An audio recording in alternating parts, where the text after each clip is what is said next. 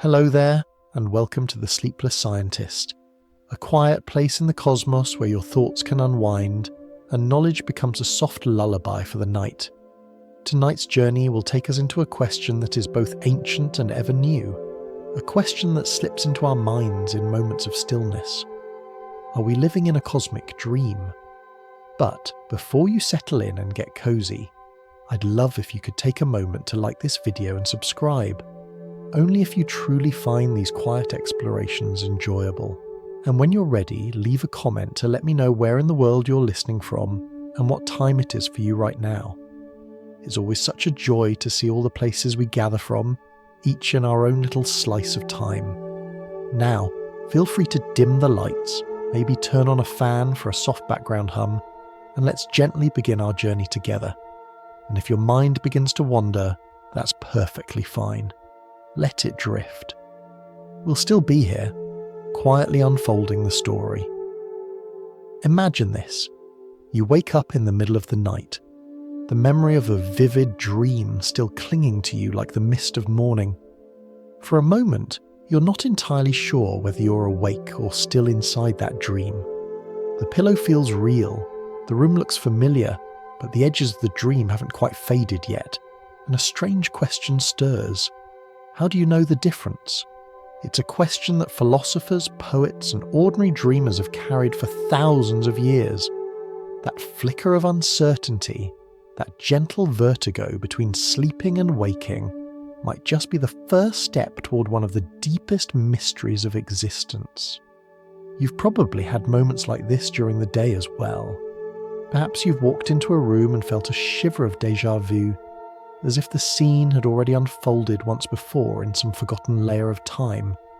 Or maybe you've experienced those dreamlike glitches in ordinary life. A phone call from someone just as you were about to think of them, the uncanny sensation of reliving a childhood scene when a smell drifts through the air, or the odd hush when you suddenly wonder why the world feels so solid, so unquestioned. These moments are usually brief. You shake them off, return to your coffee or your walk or your emails, but for a few seconds they open a door that whispers, what if reality itself is not as firm as it seems? Our minds are masters of weaving. Every night behind our closed eyes they spin entire worlds where we fly, stumble, argue, fall in love or chase after impossible things. While dreaming, we rarely doubt their truth. A dream is a universe unto itself, as convincing as the daylight around you now. And if your mind can conjure such worlds while you rest, then it isn't too strange to wonder, could our waking life be another kind of dream, woven not by neurons alone, but perhaps by something far larger, a dream of cosmic proportions? This idea isn't meant to frighten or unsettle. Instead, it invites curiosity, a softer kind of wonder. It asks us to lean into mystery rather than away from it, to imagine reality not as a rigid machine, but as something more fluid, more mysterious, more dreamlike. In a way, this perspective can be soothing, because it reminds us that the edges of our lives might not be as sharp or as final as we sometimes fear. Think for a moment about how often our sense of reality bends even in the simplest of ways. You're reading a book and so absorbed in its story that you forget the room around you. A movie screen glows, and for 2 hours you live inside another person's journey. Music drifts through your headphones, and the rhythm alters your mood, reshaping the world inside your mind. In these moments, the boundary between imagination and reality softens, and you slip into a different texture of being. If this can happen with a story, a song, or a dream, then what about the fabric of existence itself? Could it too be more like a performance than a solid stone? Philosophers have often used words like illusion, veil, or shadow to describe this suspicion. But illusion doesn't always mean falsehood. Think of a rainbow. It's not a physical arch you can climb onto, but it's not unreal either. It exists in a delicate relationship between sunlight, water, and your eyes. Step to the side, and the rainbow shifts. It's both there and not there, shimmering between worlds. Perhaps reality is like that, real enough to live, love and wonder within, but also woven from something subtler, something dreamlike. And this is where our journey begins tonight. We will wander through ancient wisdom, where philosophers and mystics suggested that the world itself is a dream or illusion. We'll explore modern science, which shows us how the brain can create convincing realities of its own, and how physics itself sometimes hints at a universe less solid than we imagine. We'll reflect on consciousness, that quiet presence at the centre of our lives, and we'll ask whether it belongs only to us, or whether it is woven into the cosmos itself. None of these questions will demand an answer. In fact, part of the beauty of this topic is that it allows us to rest in uncertainty, to let the mystery itself be enough.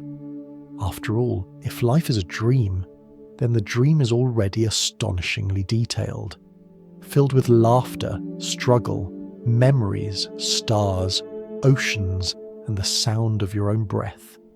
Whether dream or reality, or both, it is what you are living right now. So tonight, as we begin this exploration, I invite you not to strain for conclusions, but to drift with me, to let curiosity be a kind of lullaby, a soft companion as you settle into rest. If your eyes grow heavy and the words blur, that's perfectly fine.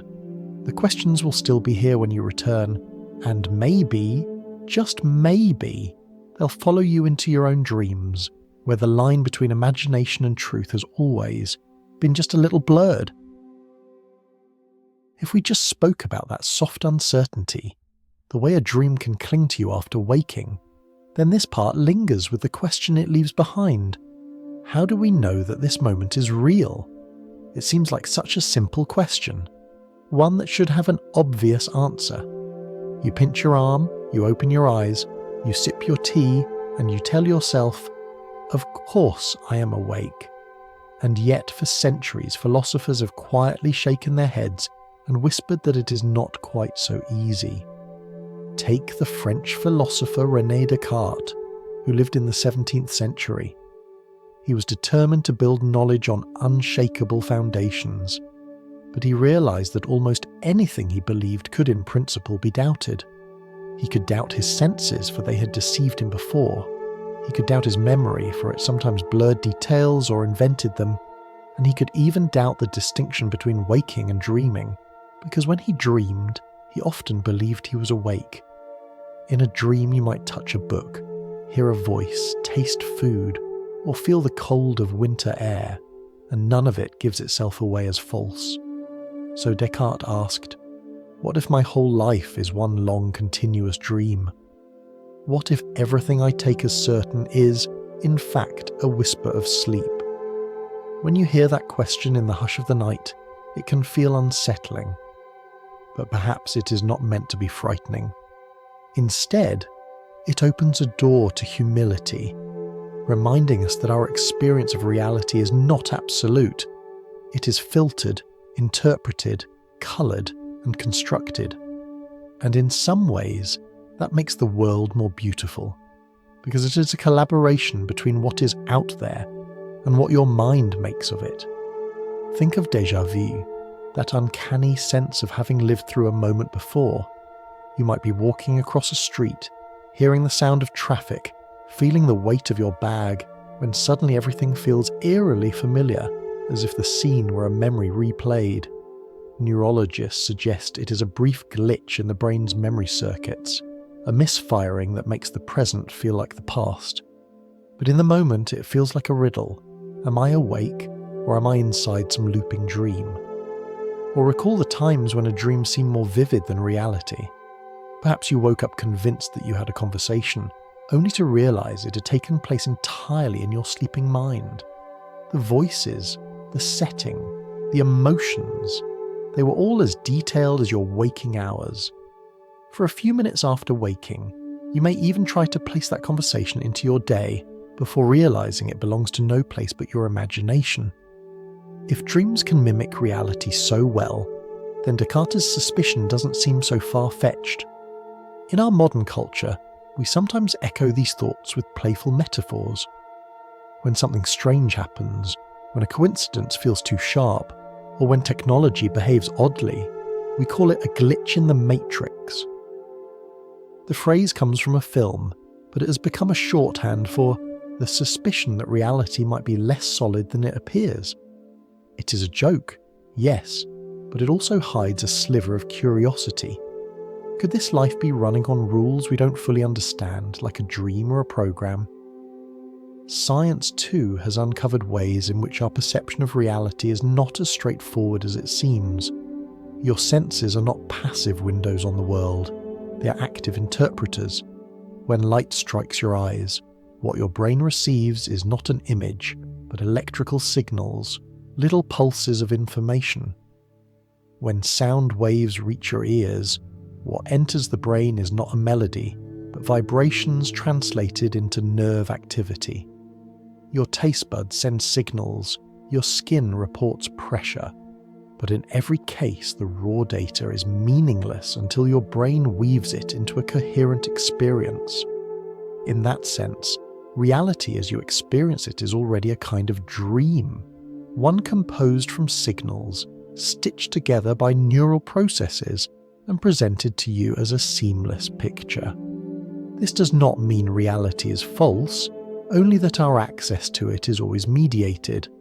It is as if your mind is both the stage and the stagehand, arranging the props, adjusting the lighting, and then inviting you to sit in the audience and believe in the play. For the most part, the illusion is convincing, but every so often, during a dream or déjà vu, or an odd moment of reflection, the curtain trembles and you remember that there may be more behind the show. And here lies the paradox. To live, you must trust the world before you. You must believe the chair will hold your weight, that the food will nourish you, that the sun will rise again tomorrow. Yet if you pause to question deeply enough, you discover that your certainty is softer than you thought. You're standing on a stage whose floor may itself be woven from shadows and whispers. That does not make the play meaningless.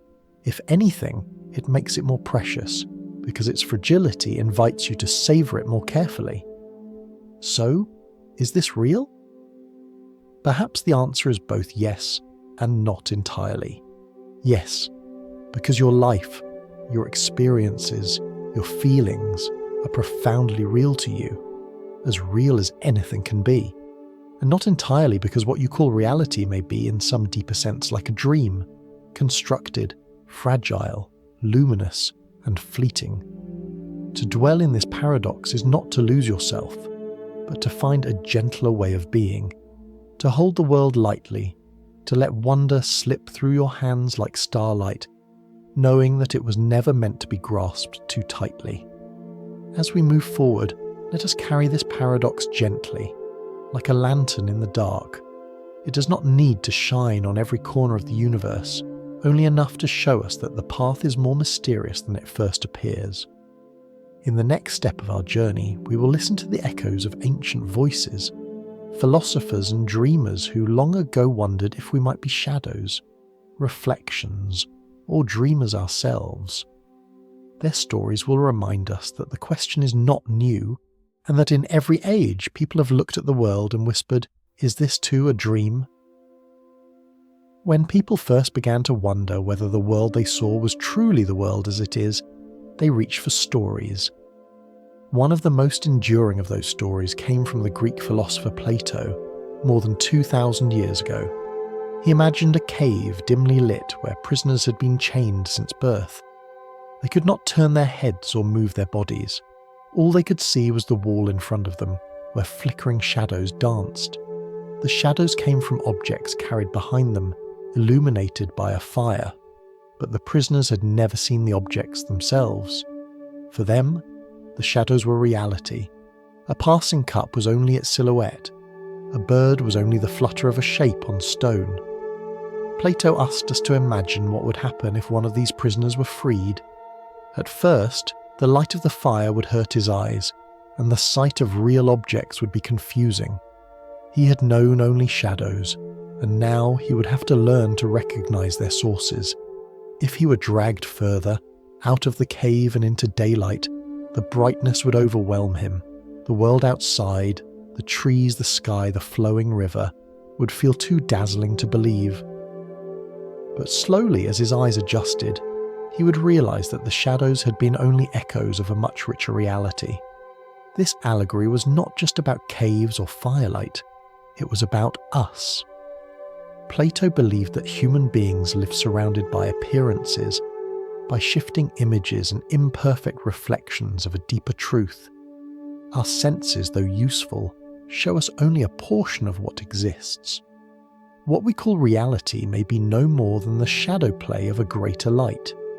To reach truth, he suggested, we must turn away from appearances and climb toward understanding, just as the freed prisoner climbed toward the sun. Even today the story resonates. Think of a movie theatre. You sit in the dark watching moving images projected onto a screen. For 2 hours you are absorbed. The characters laugh and weep, they suffer and triumph, and for that span of time their world feels utterly real. Yet if you stand up, leave the theatre, and step into the afternoon sunlight, you realise how narrow your field of vision had been. The shadows were compelling, but they were not all there was. Or imagine scrolling through your phone late at night, seeing fragments of people's lives, photos, words, videos. These are shadows too, curated images projected for your eyes. They hint at reality but do not capture it fully. In that sense, we all live in a kind of cave of impressions, where much of what we see are partial reflections of something larger. What is striking is how gentle this story can feel when told as a bedtime fable. It reminds us that what we see is not the whole, that behind the surface of things there may be layers we cannot yet glimpse. Instead of feeling trapped by this, we can take comfort in it. Life is richer than what lies before our eyes.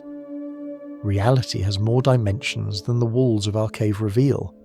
Plato's cave also echoes the experiences we've already spoken of. Dreams, déjà vu, those moments when the world feels dreamlike.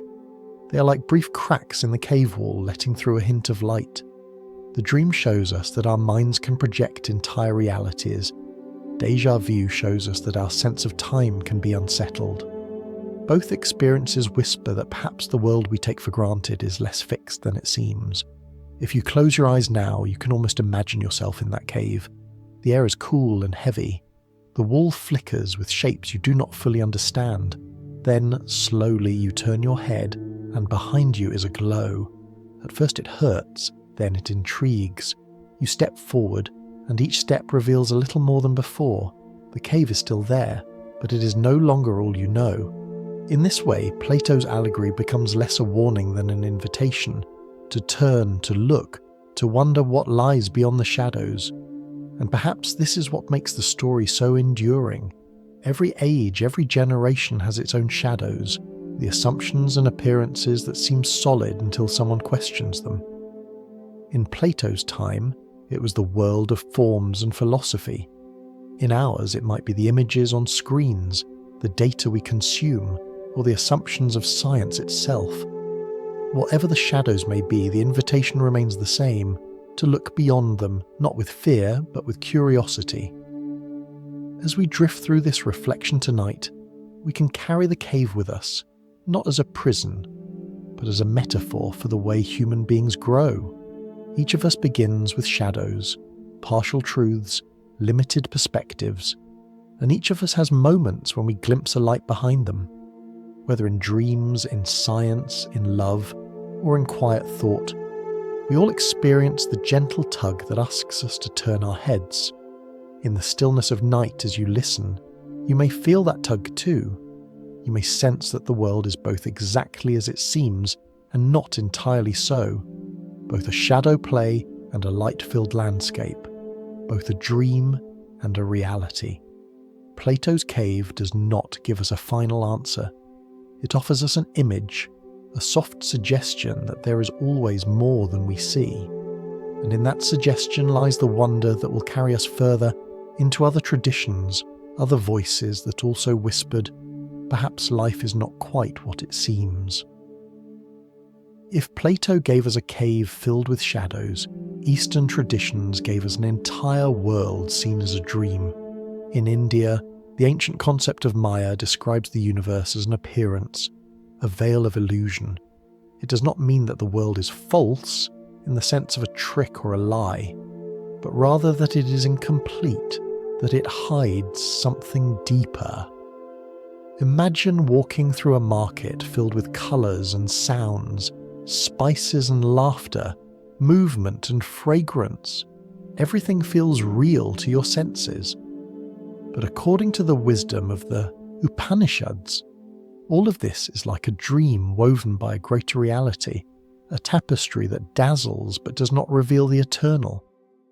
Hindu stories sometimes speak of Vishnu, the great preserver god, who rests upon a cosmic serpent floating in endless waters. From his dreaming mind, entire universes blossom, civilizations rise and fall, galaxies spin, lives unfold, and when he exhales, all of it dissolves back into the quiet ocean. It is a picture not of cruelty, but of rhythm. Creation itself is an endless breathing, a cosmic dreamer imagining worlds into being. To lie in bed at night and think of this image is strangely comforting. Perhaps we too are part of that great dream, ripples in the mind of the infinite. Buddhism carries a similar whisper, though with its own gentle tone. The Buddha often spoke of life as impermanent, shifting, like bubbles on a stream. To cling too tightly to what we see is to suffer, because everything passes away. Think of a dream you once had that felt so real you carried its emotions with you the next morning. You may have felt joy, sorrow, or longing, even though none of it happened in the waking world. Buddhist teachings invite us to consider life itself in that way. Not meaningless, but fleeting, delicate, like dew on a blade of grass. To see the world as dreamlike is to cherish it more, not less, because you know it will not last forever. Then there is the story of Zhuangzi, the Taoist philosopher of ancient China, who told of dreaming he was a butterfly. In the dream, he fluttered through the fields, light and carefree. But when he woke, he wondered, was he Zhuangzi dreaming of being a butterfly, or a butterfly now dreaming of being Zhuangzi? The boundary between dreamer and dreamed had dissolved. What he discovered in that moment was not confusion, but a playful reminder that identity itself is not fixed. Just as day and night trade places, so too do self and world, dreamer and dream, reality and illusion. Many indigenous cultures also treated dreams not as illusions to dismiss, but as doorways. In ancient Egypt, dreams were messages from the gods, guidance for waking life. In Native American traditions, dreams were woven into daily existence, carrying wisdom from ancestors or spirits.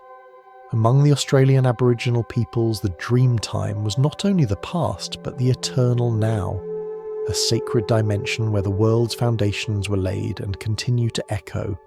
To walk in waking life was also to walk through the dream time, carrying both realities at once. These traditions may come from different continents and centuries, yet they share something profound.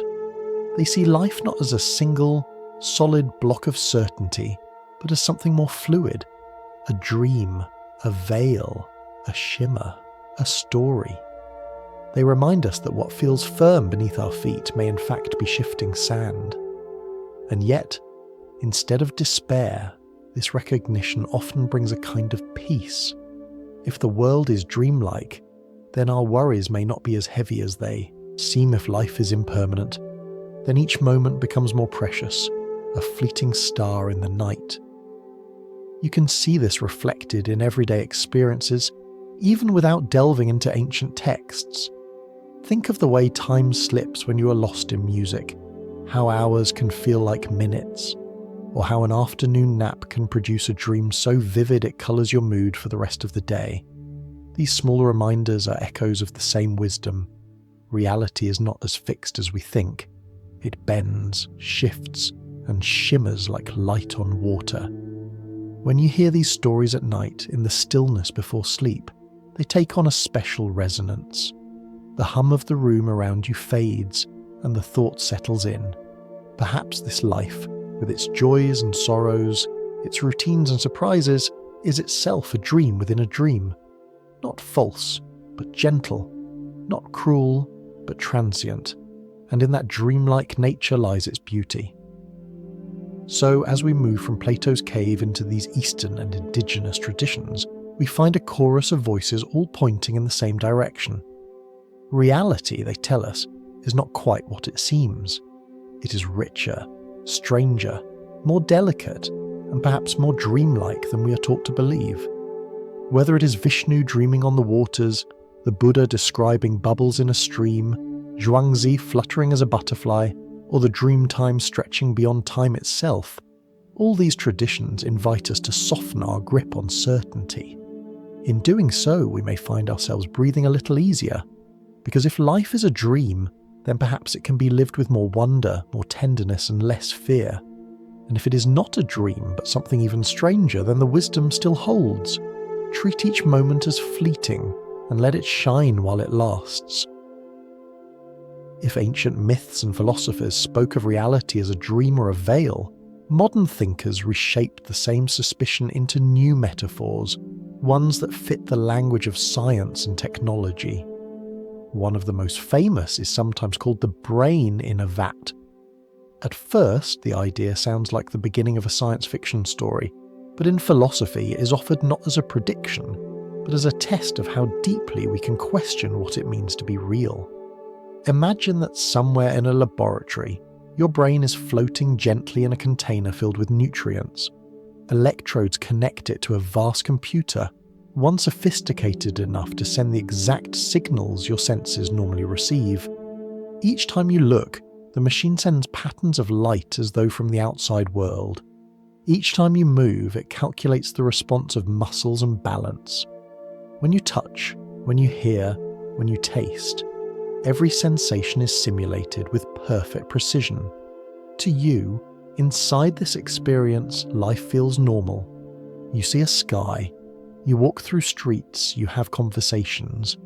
You do not know that it is all electrical stimulation flowing into neurons. The unsettling part is that, from your perspective, there would be no obvious way to tell the difference. The experience of walking down a sunlit path could be real or simulated, dreamt or lived, and for you it would not matter, because experience itself would feel the same. The thought experiment pushes us into a paradox. We rely on experience to tell us what is true, but what if experience itself can be manufactured so well that truth becomes indistinguishable from illusion? Nick Bostrom, a contemporary philosopher, reshaped this into what is often called the simulation argument. Instead of a brain in a vat, he suggested we consider the possibility that advanced civilizations might create simulations of entire worlds, so detailed, so rich, that the inhabitants would be conscious and unaware of their artificial origin. He argued that one of three things must be true. Either civilizations never reach that level of technology, or they choose not to run such simulations, or we are very likely to be living in one already. None of these options offers certainty, but together they shake the assumption that our world must be the original, the base layer of reality. David Chalmers, another philosopher, softened the idea in his writings and in his book, Reality Plus. He suggests that even if we lived in a simulated world, it would still be real to us. The streets, the people, the sunsets, the loves and losses, these would all remain meaningful. Being simulated does not erase reality, it simply reframes it. Just as a rainbow is both real and dependent on perspective, so too would a simulated life be both artificial and true. If this all sounds abstract, you can bring it closer with everyday comparisons. Think of a video game where a character walks through forests, climbs mountains, speaks with companions. For the character, inside that world, everything is real. The rivers flow, the sun sets, the ground feels solid beneath their feet. Yet we know it is pixels and code. To us, it is an illusion. But if the character could feel, if they could experience joy or sorrow, who are we to say their world is not real to them? In the same way, whether we are in a simulation, a dream, or a so-called base reality, the experiences themselves matter because they shape who we are. There's also something playful in this line of thinking. It invites us to treat the world less as a cold, unyielding machine and more as a canvas of possibility. If reality can be simulated, dreamed, or imagined, then perhaps it is less about the substance of the world and more about the richness of the experience. A sunrise is still beautiful, even if it were made of lines of code. A hug is still comforting, even if it were woven from electric signals. The meaning lies not in whether it is the first reality, but in how it feels to the one living it. And if we pause here, in this thought experiment, we find ourselves circling back to the same whisper we heard in Plato's cave and in the stories of Maya and the butterfly dream. Reality is not always what it seems. It may be a shadow, a dream, a veil, or a simulation. And yet, life within it remains profoundly real to the dreamer, the prisoner, the butterfly, or the player in the game. The question becomes not whether this is a dream, but how we choose to live within it, how we find meaning and tenderness even if the foundations are less solid than we once thought. In the hush of the night, as you reflect on this, you may notice a certain calm that comes with the possibility. If everything is a dream or simulation, then perhaps the sharp edges of fear and worry soften. They too are part of the dream, and if this world is solid and true in the most literal sense, then wonder still fills it, and mystery still surrounds it. Either way, you are here, in this moment, breathing, listening, alive. So the brain in a vat, unsettling as it first appears, can also be a gentle reminder. Whether dreamed, simulated, or lived, reality is the only story we have, and it is already more astonishing than we can fully comprehend. In the sessions ahead, we will leave philosophy's laboratories and enter the sleeping mind itself, to see how the brain constructs its nightly illusions, and what those illusions teach us about the grander dream we may be inhabiting. We've wandered through caves, ancient myths, and even imaginary laboratories filled with floating brains. Now, let us return closer to home, inside your own mind at night, when the lights are out and your body rests. Because every evening, without fail, your brain performs its own astonishing trick. It creates entire worlds, filled with landscapes, conversations, and adventures, all stitched together without your conscious direction. Dreams are not occasional visitors. They are nightly productions, staged in the quiet theatre of the sleeping mind. What exactly is a dream? At first glance, it sounds simple. A collection of thoughts, images, and emotions that arise during sleep. Yet the more scientists study dreams, the slipperier the definition becomes. Dreams are vivid enough to feel real, but fragile enough to vanish with the morning light. They are private films, written, directed, and acted by the mind itself, but rarely remembered in their entirety. You may wake up with a crystal clear image, walking through a field, hearing a voice, flying across a city, and then, within minutes, that image dissolves like mist in the sun. Modern neuroscience has discovered that dreams are not random fragments, but closely tied to the rhythms of sleep. As you lie down and drift off, your brain moves through stages, from light dozing to deep, slow-wave sleep, and eventually into REM sleep. So called because of the rapid eye movements that flicker beneath closed lids. It is during REM sleep that the wildest, most cinematic dreams occur. Brain scans show that in REM, the brain is nearly as active as when you are awake, even though the body lies still, temporarily paralyzed. It is as if your mind has slipped into another waking life, one made entirely of imagination. Not all dreams happen in REM, of course.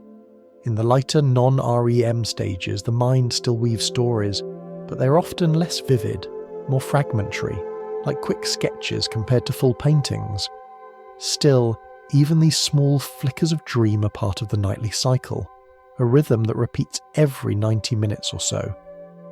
Across the span of a night, you move through 4 to 6 such cycles, each bringing its own blend of deep rest and imaginative storytelling. If you've ever been jolted awake in the middle of a dream, you know how convincing they can feel. Perhaps you were running, heart pounding, chased through a maze of unfamiliar streets. Perhaps you were speaking to someone you'd lost long ago, their voice so clear it felt like a reunion. In that moment, the dream world is not just a dream. It is your reality, complete with emotion, logic, and sensation. Only waking breaks the spell. This is part of what makes dreams so fascinating. They reveal how easily the brain can conjure realities that, while temporary, are utterly convincing. Of course, people have always wondered about the meaning of dreams. Ancient cultures saw them as messages from gods or ancestors. Sigmund Freud suggested they were the royal road to the unconscious, filled with hidden wishes. Carl Jung saw them as windows into shared archetypes, symbols that connect us across cultures. Modern science has taken a different approach, studying the biology of sleep rather than its symbolism, and yet, even the most technical explanations leave a sense of mystery intact. Why does the brain spend so much time creating nightly illusions? What purpose do these shadow stories serve? One theory is that dreams help consolidate memory, sorting through the clutter of daily life. The mind, in this view, acts like a librarian, deciding what to keep and what to discard. Another theory is that dreams are a kind of emotional rehearsal, giving us a safe stage on which to process fears, hopes, and conflicts. Still others argue that dreams are simply the brain's attempt to make sense of random signals generated during sleep. Yet no theory has captured the whole picture. Perhaps, like the stories of ancient cultures, dreams carry more than one purpose, shifting roles depending on what the mind needs. Even without a definitive answer, dreams continue to shape us. They inspire art, music, and invention. Paul McCartney claimed the melody of Yesterday came to him in a dream. The chemist Auguste Kekulé dreamed of a snake biting its own tail, which helped him understand the structure of benzene. Countless stories, poems, and paintings have drawn their imagery from the dream world.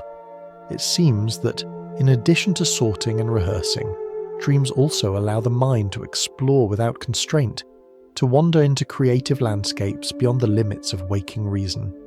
Think of your brain at night as a quiet theatre. The curtain falls, the lights dim, and in the silence the stage comes alive. Actors appear, plots twist, settings shift. One moment you're in your childhood home, the next you're walking through a city that does not exist. Logic bends, time folds, and you accept it all, because the story feels real as long as it lasts. And then, with morning, the curtain rises again. The theatre is gone, but the echoes remain. Perhaps a feeling lingers, or a fragment of imagery, reminding you that while you slept, your mind was busy living another life. To reflect on dreams is to remember that reality is not singular. Each night, you experience multiple realities, some fleeting, some profound. Whether or not they hold hidden meaning, they show us something essential, that our sense of realness is not fixed, but woven by the mind. And if the brain can create such convincing worlds while we sleep, then it is not unreasonable to wonder whether our waking world is also a construction, another kind of dream, grander but built on the same principles. As you listen tonight, perhaps already feeling the tug of sleep, you may find comfort in that thought. Reality is more flexible, more mysterious, and more dreamlike than we often admit. And whether in the theatre of the sleeping mind or the stage of waking life, you remain the dreamer, the witness, and the wanderer. Every moment of your life, your mind is busy painting. It does not simply open a window onto the world and let raw reality pour in. Instead, it creates a picture, rich with colour, sound and texture, and then quietly updates that picture with whatever evidence the senses provide. Anil Seth, a neuroscientist, has called this process a controlled hallucination.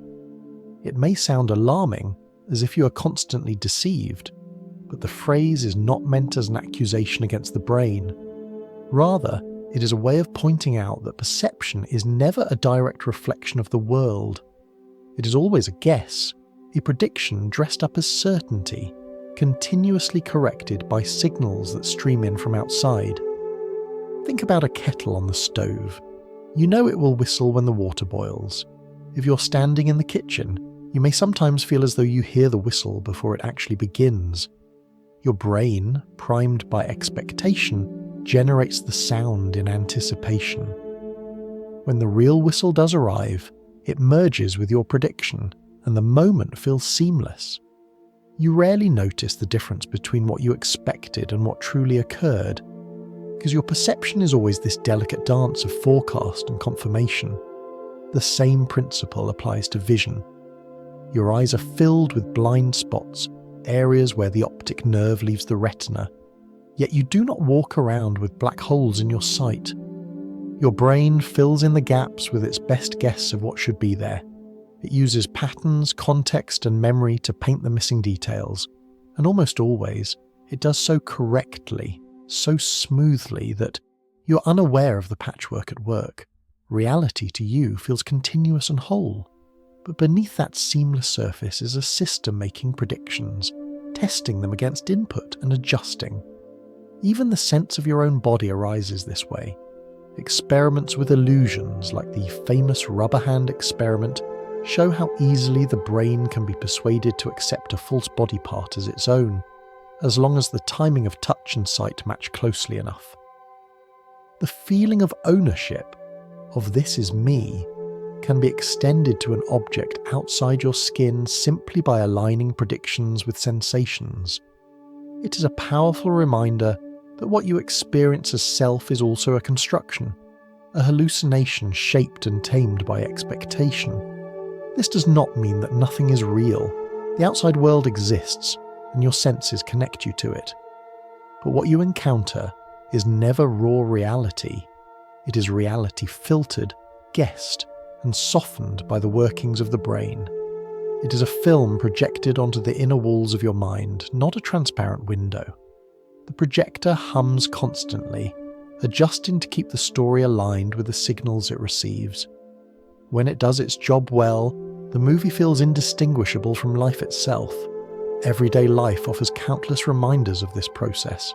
Think of the times you mishear a word in a noisy room, filling in the gap with what you expected someone to say. Or the way you can recognize a friend from a distance even when you see only a vague outline, because your mind supplies the missing details. Or how a song can play in your head so vividly that for a moment you cannot tell whether it is inside or outside of you. These are small windows into the larger truth. Perception is not passive reception, but active construction. And the most striking part is how comforting this perspective can be. Instead of feeling trapped in a hallucination, you may feel awed by the creativity of your own mind. The brain is not a deceiver. It is a skilled artist, painting your world in brush strokes of prediction, constantly comparing, correcting, and refining. In this sense, you're not merely a spectator, but also a participant in creating your reality. The world is a duet between external signals and internal expectations. At night, when you dream, the balance shifts. Predictions flow unchecked, with little input from the senses. That is why dreams can feel so strange and yet so believable. During waking life, the senses provide anchors, keeping the hallucination under control. During dreams, the anchors are loosened, and the mind wanders more freely. But the process is the same, a stream of perception generated from within, accepted as real as long as it lasts. Waking and dreaming are not opposites, but points along the same continuum of construction. If you think of life in this way, it becomes easier to understand why philosophers have long compared it to a dream. When what you call reality is itself an intricate projection, carefully maintained, the line between waking and dreaming feels thinner. Both are experiences created by the same organ, painted with the same brush. The difference is only in how tightly the painting is tied to the outside world, so the next time you sip tea or listen to a familiar sound, pause for a moment and notice the artistry at work. The warmth on your tongue, the shape of the cup in your hand, the faint hum of the room, these are not simply delivered to you. They are woven, predicted, and affirmed in real time, giving you the illusion of a solid, seamless world. And yet, despite being a construction, it is no less real. Like a dream, it matters because you live it, because it shapes your choices, because it is the texture of your existence. As we move forward, we will step from this idea of controlled hallucination into another vision of the mind, the global workspace, a stage where certain experiences step into the spotlight and become conscious while others remain in the shadows. If perception is a film, then this next perspective asks us to imagine it as a theatre, filled with actors waiting to be called into the light. And once again, it reminds us that what feels like the absolute reality of waking life may in fact be only one layer of a larger dream. If perception is a kind of projection, a film that the mind is constantly editing and refining, then consciousness itself can be imagined as a stage. This is the picture offered by the global neuronal workspace theory, proposed by neuroscientist Stanislas Dehaene and colleagues. It suggests that the brain is filled with countless processes working in parallel, each like an actor rehearsing their lines backstage.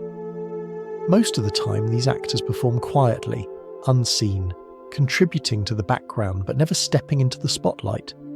But now and then, one of them is called forward, illuminated by the light of awareness, and in that instant you become conscious of what they are saying.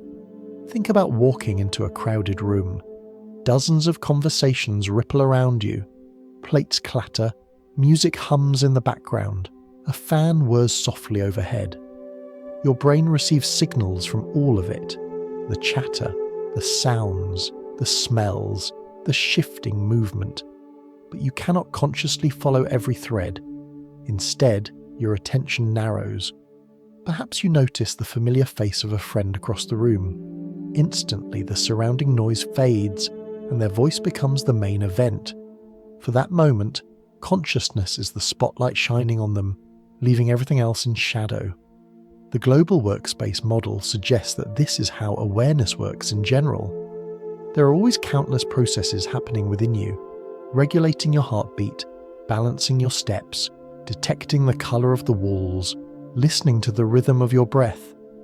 But you do not experience them all. Only those that make it into the global stage become conscious, available for you to reflect on, remember, or describe.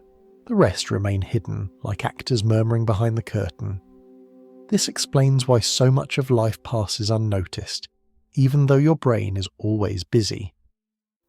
When you walk a familiar route, your feet move without thought, guided by neural processes that never reach consciousness.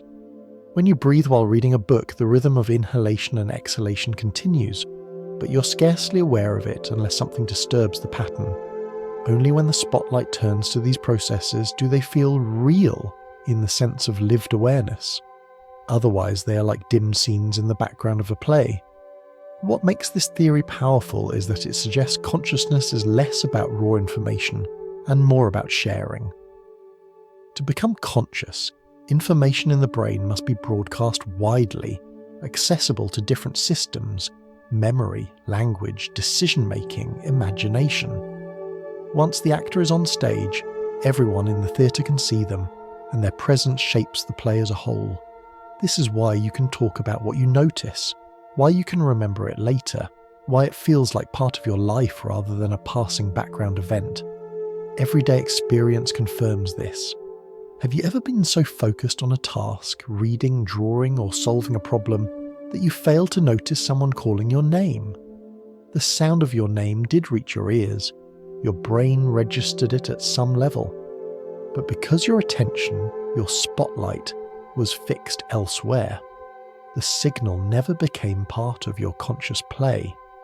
Later, you might be surprised to hear, "I called you 3 times and you didn't answer." It is a reminder that awareness is selective, not a floodlight, but a moving beam, illuminating one part of the world at a time. The metaphor of a stage also reminds us that consciousness is not all or nothing. Some experiences stand in the bright centre, others linger in the edges of awareness, half seen, half heard. Like a dream half remembered, they are present but fragile, ready to vanish if not given more light. This is why fleeting impressions, an odd smell in the air, a passing thought, can slip away so quickly. The spotlight moved on, and the actors faded back into the wings. If you picture your mind as such a theatre, it becomes easier to see why reality feels so convincing. The actors chosen for the spotlight are presented with clarity and intensity. They are rehearsed, repeated, given space to perform. Meanwhile, the backstage crew ensures the play runs smoothly, handling balance, breathing, and background details without your awareness. Together they create the seamless illusion of a world continuously experienced, even though only a fraction of it ever stands in the light. And this brings us to a gentle but profound reflection. If your conscious life is already a performance staged within your own mind, then waking reality itself may be another layer of theatre. The spotlight makes it feel sharp and certain, but it is still a constructed play, chosen from a wider sea of possibilities. You're not deceived by this, you are carried by it, living within the play as naturally as a dreamer accepts their dream. Imagine for a moment sitting in an actual theatre. The curtain rises, the actors speak, the lights guide your eyes to the important scenes. Around you, the seats, the walls, the rafters all fade from awareness because your mind is tuned to the drama before you. In the same way, consciousness tunes you to a narrow stream of experience, letting the rest slip into shadow. You live inside the story illuminated for you, while the larger machinery hums quietly out of sight. From this perspective, the line between dream and waking narrows once again. Both are constructed plays, one guided more by external signals, the other by internal ones. Both rely on a spotlight, choosing some experiences to shine brightly while leaving others unseen. Both feel real while they last, because for the dreamer or the awake mind, the spotlight is reality. And so, as we leave this session, we carry the image of the mind as both projector and stage, a film that plays upon the walls of perception, and a theatre where certain actors step into the light. Together they remind us that reality is not a transparent window, but a performance shaped by attention. And if such a convincing world can be built within the confines of the brain, perhaps waking life itself is not the solid bedrock we imagine, but another layer of dream illuminated by a cosmic spotlight we do not yet fully understand. When you look at a city from above at night, the first thing that strikes you is the light. Thousands of small points shimmer against the darkness, each one marking a home, a street lamp, a store still open, or a car in motion. Some lights stand alone, faint and distant. Others cluster into neighbourhoods, their glow interwoven. And then there are the great arteries of illumination, bridges, highways, skyscrapers, pulsing like the veins of a living thing. Together they form a network, and the beauty of the city comes not from any single bulb, but from the pattern they weave together. This image is one way to imagine a modern scientific theory of consciousness, known as Integrated Information Theory, or IIT, proposed by neuroscientist Giulio Tononi. The theory begins with a simple yet profound question. Why does the collection of neurons in your head give rise to experience, while other systems, though complex, remain silent? Why is there something it is like to be you, but not, say, to be a rock or a pile of sand? IIT suggests that the key lies in integration. Consciousness, it says, is not just about having information, but about how deeply that information is woven together. A system that processes data in fragments without connection remains dark, but a system that integrates information into a unified whole glows with experience. The measure of this integration is sometimes described with the Greek letter phi. Phi. The higher the integration, the brighter the inner light of consciousness. To bring this into everyday life, consider the difference between a crowd of strangers milling about and a choir singing in harmony. Both are groups of individuals, but in the choir, each voice is woven into the others, creating something greater than the sum of its parts. According to IIT, your brain is like that choir. Billions of neurons communicate, linking sensations, memories, and emotions into a tapestry. It is not the individual notes that create the music of experience, but the way they are bound together. If you imagine the mind as a glowing web, each connection pulsing with information, it is easier to understand why IIT has captured the imagination of many. It offers a way to describe consciousness not as an all-or-nothing mystery, but as a property that arises wherever integration reaches a certain depth. In principle, this means consciousness could exist in many forms, not only in human brains. Some researchers have even speculated about whether other animals, artificial systems, or perhaps even the universe itself might possess some degree of this integrated glow. To avoid drifting into science fiction too quickly, it is worth pausing to note that Iceland remains a theory, debated and refined, not a final truth. Yet even as a metaphor, it helps us picture consciousness in a new way, not as a static substance, but as a pattern, a network, a weaving of light. And when framed gently, this image becomes almost soothing. To be conscious is to be part of a great song, a fabric of integration that binds your experiences together into the self you recognize as you. Think of a moment when your senses and emotions seem to converge perfectly. Perhaps standing at the edge of the sea at dusk, hearing the waves, feeling the cool air, watching the horizon blush with fading light. Memory, sight, sound, touch, all of it flows together into a single presence. You're not a list of separate impressions, but a unified whole. This, according to IIT, is what consciousness is, the weaving of many threads into one fabric. Now consider the opposite. When parts of the brain are disrupted through injury, anesthesia, or deep sleep, consciousness can fade or fragment. The web loosens, the choir falls out of harmony, the city lights dim. This is why a person under anesthesia may continue to process signals at some level, but without integration, there is no unified experience to remember. It is not the absence of activity, but the loss of connection that dissolves awareness.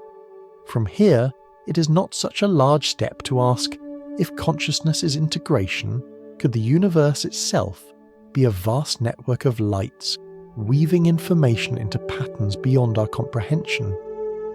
Some thinkers whisper about Panpsychism, the idea that consciousness pervades reality in tiny sparks.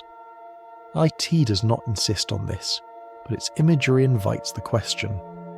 If small, integrations glow faintly and large ones blaze, might the cosmos itself shimmer with awareness in ways we cannot yet measure? Whether or not that grand vision holds, the personal reflection remains gentle and grounding. To be conscious is to be part of a web, lit by the connections that bind your thoughts and sensations together. And to see consciousness in this way is to feel a little less like an isolated spark, and a little more like part of a network, woven into others, into the world, into the great fabric of being.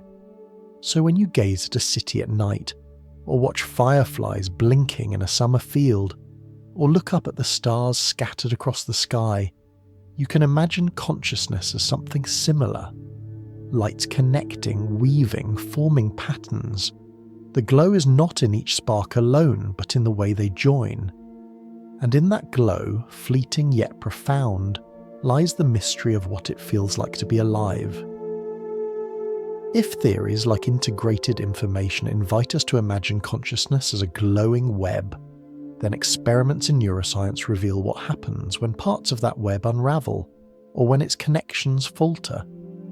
These cases are not only scientifically fascinating, but also deeply human, because they show how fragile and flexible our experience of reality can be. They remind us that what feels steady and obvious, awareness itself, can blur, fragment, or even vanish, all while life quietly continues beneath the surface. One of the most striking examples is something known as blind sight. It occurs in people with damage to the primary visual cortex, the area at the back of the brain responsible for processing sight. To them, the world appears dark in a portion of their visual field. They will insist they cannot see, and yet when asked to point to an object in that blind area, or to guess the direction of a moving light, they often succeed at rates far beyond chance. Somehow, information is being processed by their brains, guiding their actions, even though they have no conscious awareness of it. It is as if an actor is performing perfectly behind the curtain, unseen by the audience. The show continues, but the spotlight never touches it. Another revealing case is that of split brain patients. In the mid-20th century, surgeons sometimes cut the corpus callosum, the thick bundle of fibres connecting the two hemispheres of the brain, in order to treat severe epilepsy. Afterward, each hemisphere functioned largely on its own, like two actors suddenly rehearsing different lines on opposite sides of the stage. When an image was shown only to the right hemisphere, the patient might draw it but be unable to name it, since speech is usually housed in the left hemisphere. Meanwhile, the left hemisphere might confidently invent explanations for actions it did not initiate, weaving stories to cover the gaps. These patients lived normal lives in many ways, but their condition revealed that consciousness is not singular, it is stitched, together from multiple systems, and when those stitches are cut, the unity we take for granted begins to fray. Then there is anesthesia, something many of us have experienced in hospitals. To drift under anesthesia is to feel time vanish. One moment you're counting backwards, the next you're waking up in another room, hours gone as if they never existed. During that gap, your body continued to function. The heart kept beating, blood kept flowing, the lungs rose and fell. But the glow of consciousness dimmed to darkness. And yet, unlike sleep, there were no dreams, no fragments, no passing images, only a blank. For researchers, anesthesia shows that awareness is not just about neural activity, but about the right kind of integration. The play does not end when the lights go out backstage. It ends when no actor is allowed on stage at all. These experiments can sound unsettling at first, but they are also gentle reminders of how layered our minds truly are. They show us that consciousness is not an all-or-nothing gift, but a spectrum, one that can shift, fade, or split.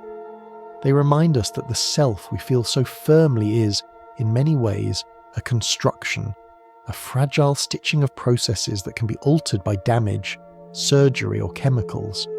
Everyday life offers subtler glimpses of this. Think of the times you've walked home lost in thought, barely aware of the path, yet somehow arriving safely. Your feet navigated turns, your eyes avoided obstacles, but you recall none of it clearly. Or the way a song can play in the background, unnoticed, until suddenly it leaps into awareness and you hum along. The machinery of life is always humming, even when the spotlight of consciousness is pointed elsewhere. A gentle metaphor for these cases might be a theatre, where actors continue their lines behind closed curtains. The performance goes on, but the audience cannot see or hear. Or perhaps it is like a radio tuned slightly off frequency, the signal present but not reaching the speaker. The message exists, the action unfolds, but awareness remains blind to it. From a reflective perspective, these findings invite us to soften our sense of certainty about what it means to be awake and alive. If someone can respond to visual information without seeing, if one mind can divide into two storytellers, If hours can vanish in the blank space of anesthesia, then reality itself may be less straightforward than we assume. Consciousness is not a simple mirror reflecting the world, but a fragile and shifting stage play, vulnerable to edits, pauses, and missing scenes. And yet, rather than diminish our sense of life, this can enrich it. It reveals how much of our being is carried by layers unseen, how much of our existence hums in the background, quietly sustaining us. It reminds us that awareness is precious not because it is constant, but because it is rare and shimmering, a flame that can flicker and glow, but never guaranteed. To sit awake, to feel, to remember, these are privileges resting on the delicate integration of countless hidden processes. As you lie here listening, perhaps drifting towards sleep, it is worth holding that thought gently. Awareness is not the whole of you, but a fragile layer riding atop deeper currents. To lose it for a time does not mean you vanish. It means you are carried quietly by the unseen systems that continue their work. The play goes on, even when the spotlight dims. In our next reflection, we will turn to lucid dreaming, a curious halfway point where awareness and illusion intertwine. It is a reminder that the boundary between waking and dreaming is not sharp but soft, and that sometimes, even within a dream, the spotlight finds its way back onto the stage. Among all the shapes that dreams can take, there is one that feels like a secret door between worlds. It is the lucid dream, the state in which you are dreaming, yet somehow aware of it. In most dreams, you are swept along without question. The city shifts, the characters change, you sprout wings or forget your shoes, and you accept it all as natural. But in a lucid dream, there is a flicker of recognition. This is not waking life. This is a dream. With that realization, the dream does not vanish. Instead, it sharpens, as if a lamp has been turned on in a dim room. Lucid dreaming has fascinated people for centuries. In ancient Buddhist texts, it was described as a skill to cultivate, a way of observing the mind even while it slept. In modern times, researchers have confirmed its existence through clever experiments. Dreamers trained to move their eyes in certain patterns while dreaming, left, right, signal to scientists that they were aware within their dream. Electrodes on the scalp showed the unmistakable markers of REM sleep, even as the eyes traced their deliberate path beneath closed lids. In that moment, science confirmed what mystics had whispered long ago. Consciousness can slip into dreams without waking, carrying the light of awareness into the theatre of illusion. What does it feel like to be lucid in a dream? Those who experience it often describe a strange exhilaration. The world remains dreamlike, but now it is malleable, open to choice. You can fly across mountains, summon friends, walk through walls, or simply stand still, marvelling at the clarity of a world made entirely of mind. Yet for all its wonder, the experience is fragile. Too much excitement, and you may wake yourself up. Too little attention, and the dream slips back into its usual flow, pulling you along once more. Lucidity is like balancing on a tightrope between waking and sleeping, aware, but still inside. In many ways, lucid dreaming is a mirror for consciousness itself. Waking life feels solid and unquestionable, but so too does an ordinary dream, until lucidity dawns. The sudden realization that you are dreaming shows how easily the mind can be fooled, and how quickly that illusion can be pierced. It raises a quiet question. If you can discover you are dreaming while asleep, could there be another kind of lucidity still waiting in waking life? Could there be a way of stepping back even now and realizing that what we take as solid may be yet another dream? Everyday experiences offer hints of this. Have you ever found yourself caught in a memory so vivid that, for a moment, it feels present again? Or perhaps you've stepped outside yourself in thought, watching your own actions as though from a distance. These moments are not dreams, but they carry the same flavour of lucidity, the sense that life can be observed as well as lived, that you can both participate and witness at once. It is a gentle reminder that awareness is not fixed but can expand and contract, shifting perspective even within ordinary hours. Lucid dreaming also highlights the power of intention. Many who practice it find that simply repeating a phrase before sleep, "Tonight I will know I am dreaming," increases their chances of lucidity. Others keep journals, writing down dreams each morning to strengthen memory and recognition. Over time, these habits make it more likely that the dreamer will catch the telltale signs of dreaming.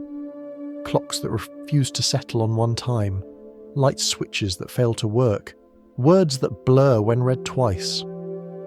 These little inconsistencies become cracks in the illusion, openings where awareness can step through. And isn't that much like waking life? We go about our routines, convinced of their solidity, until something unexpected jolts us into awareness. A sunset too beautiful to ignore, a sudden loss that shakes the ground, a moment of laughter that feels timeless. These are our waking, lucid moments, the times when the ordinary veil lifts and we see life with new clarity. They may not change the fabric of reality, but they change the way we inhabit it, reminding us that awareness can deepen without altering the world itself. From a scientific perspective, lucid dreams remain a mystery. They occur during REM sleep, the same stage where vivid dreaming usually takes place, yet they show patterns of brain activity more like waking. The prefrontal cortex, associated with self-reflection and decision-making, appears more active than in ordinary dreams. It is as though part of the waking brain sneaks into the dream, switching on the light without ending the show. Once again, the spotlight metaphor fits. Most dreams play out in shadow, but a lucid dream is when the spotlight suddenly returns to the stage, illuminating what had been hidden. For us, as gentle wanderers through these ideas, the exact mechanisms are less important than the feeling they inspire. Lucid dreams show us that reality, whether waking or dreaming, is more flexible than we think. Awareness can appear in unexpected places. It can bloom in the middle of illusion, changing nothing outwardly, but altering everything inwardly. That is a lesson we can carry beyond sleep. So tonight, as you drift toward your own dreams, you might hold a soft curiosity. Will awareness follow you there? And even if it does not, you can take comfort in the possibility. Because whether or not you find yourself flying through dreamscapes with full lucidity, the truth remains. Your mind is capable of weaving entire worlds, and sometimes it even allows you to watch yourself weave. As we leave this session, the boundary between brain science and cosmic wonder grows thin. Lucid dreams are personal, intimate, and nightly, yet they hint at something larger. If consciousness can slip between layers of illusion and reality, then perhaps our waking life is not the final stage, but another level in a grander dream. In the sessions ahead, we'll step further into that question, leaving the safety of the brain's theatre and gazing outward into the cosmos to see whether the dream extends beyond neurons and into the stars themselves.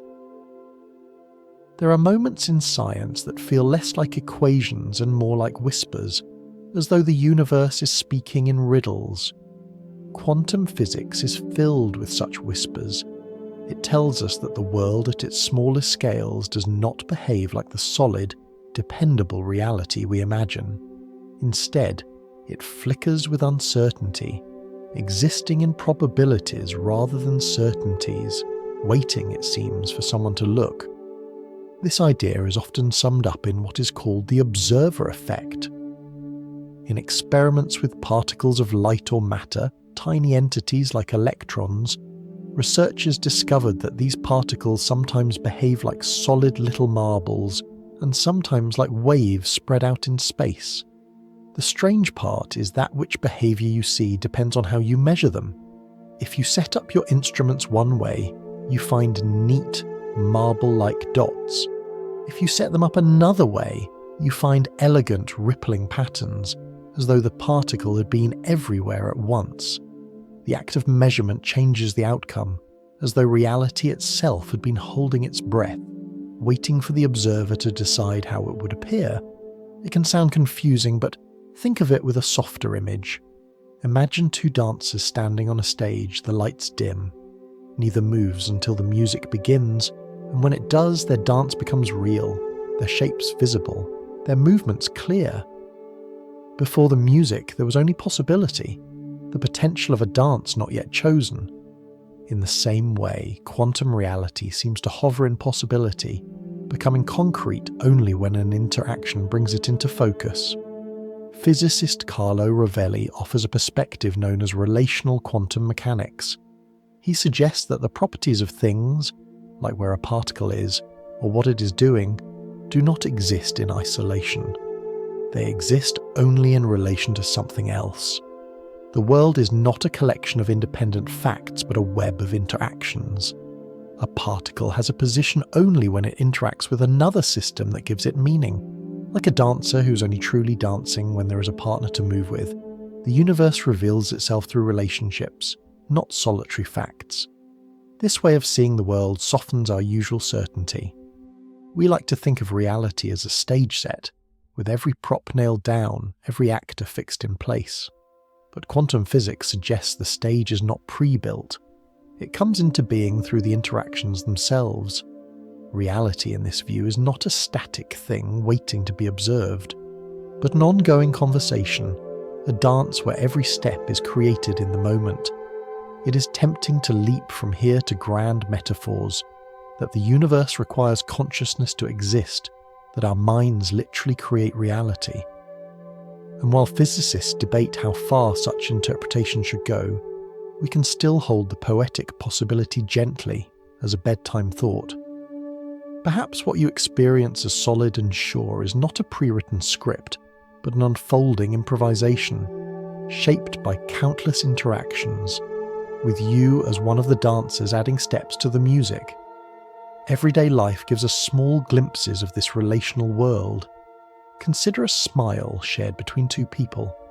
The smile is not just a curve of lips. It comes alive only in the meeting of eyes, in the mutual recognition. Without another to receive it, a smile is incomplete. Or think of language. Words on their own are just sounds or shapes. Meaning arises only in the relation between speaker and listener. In the same way, Rovelli's vision of quantum reality suggests that facts themselves are born in relationship, not in solitude. This does not diminish the solidity of life.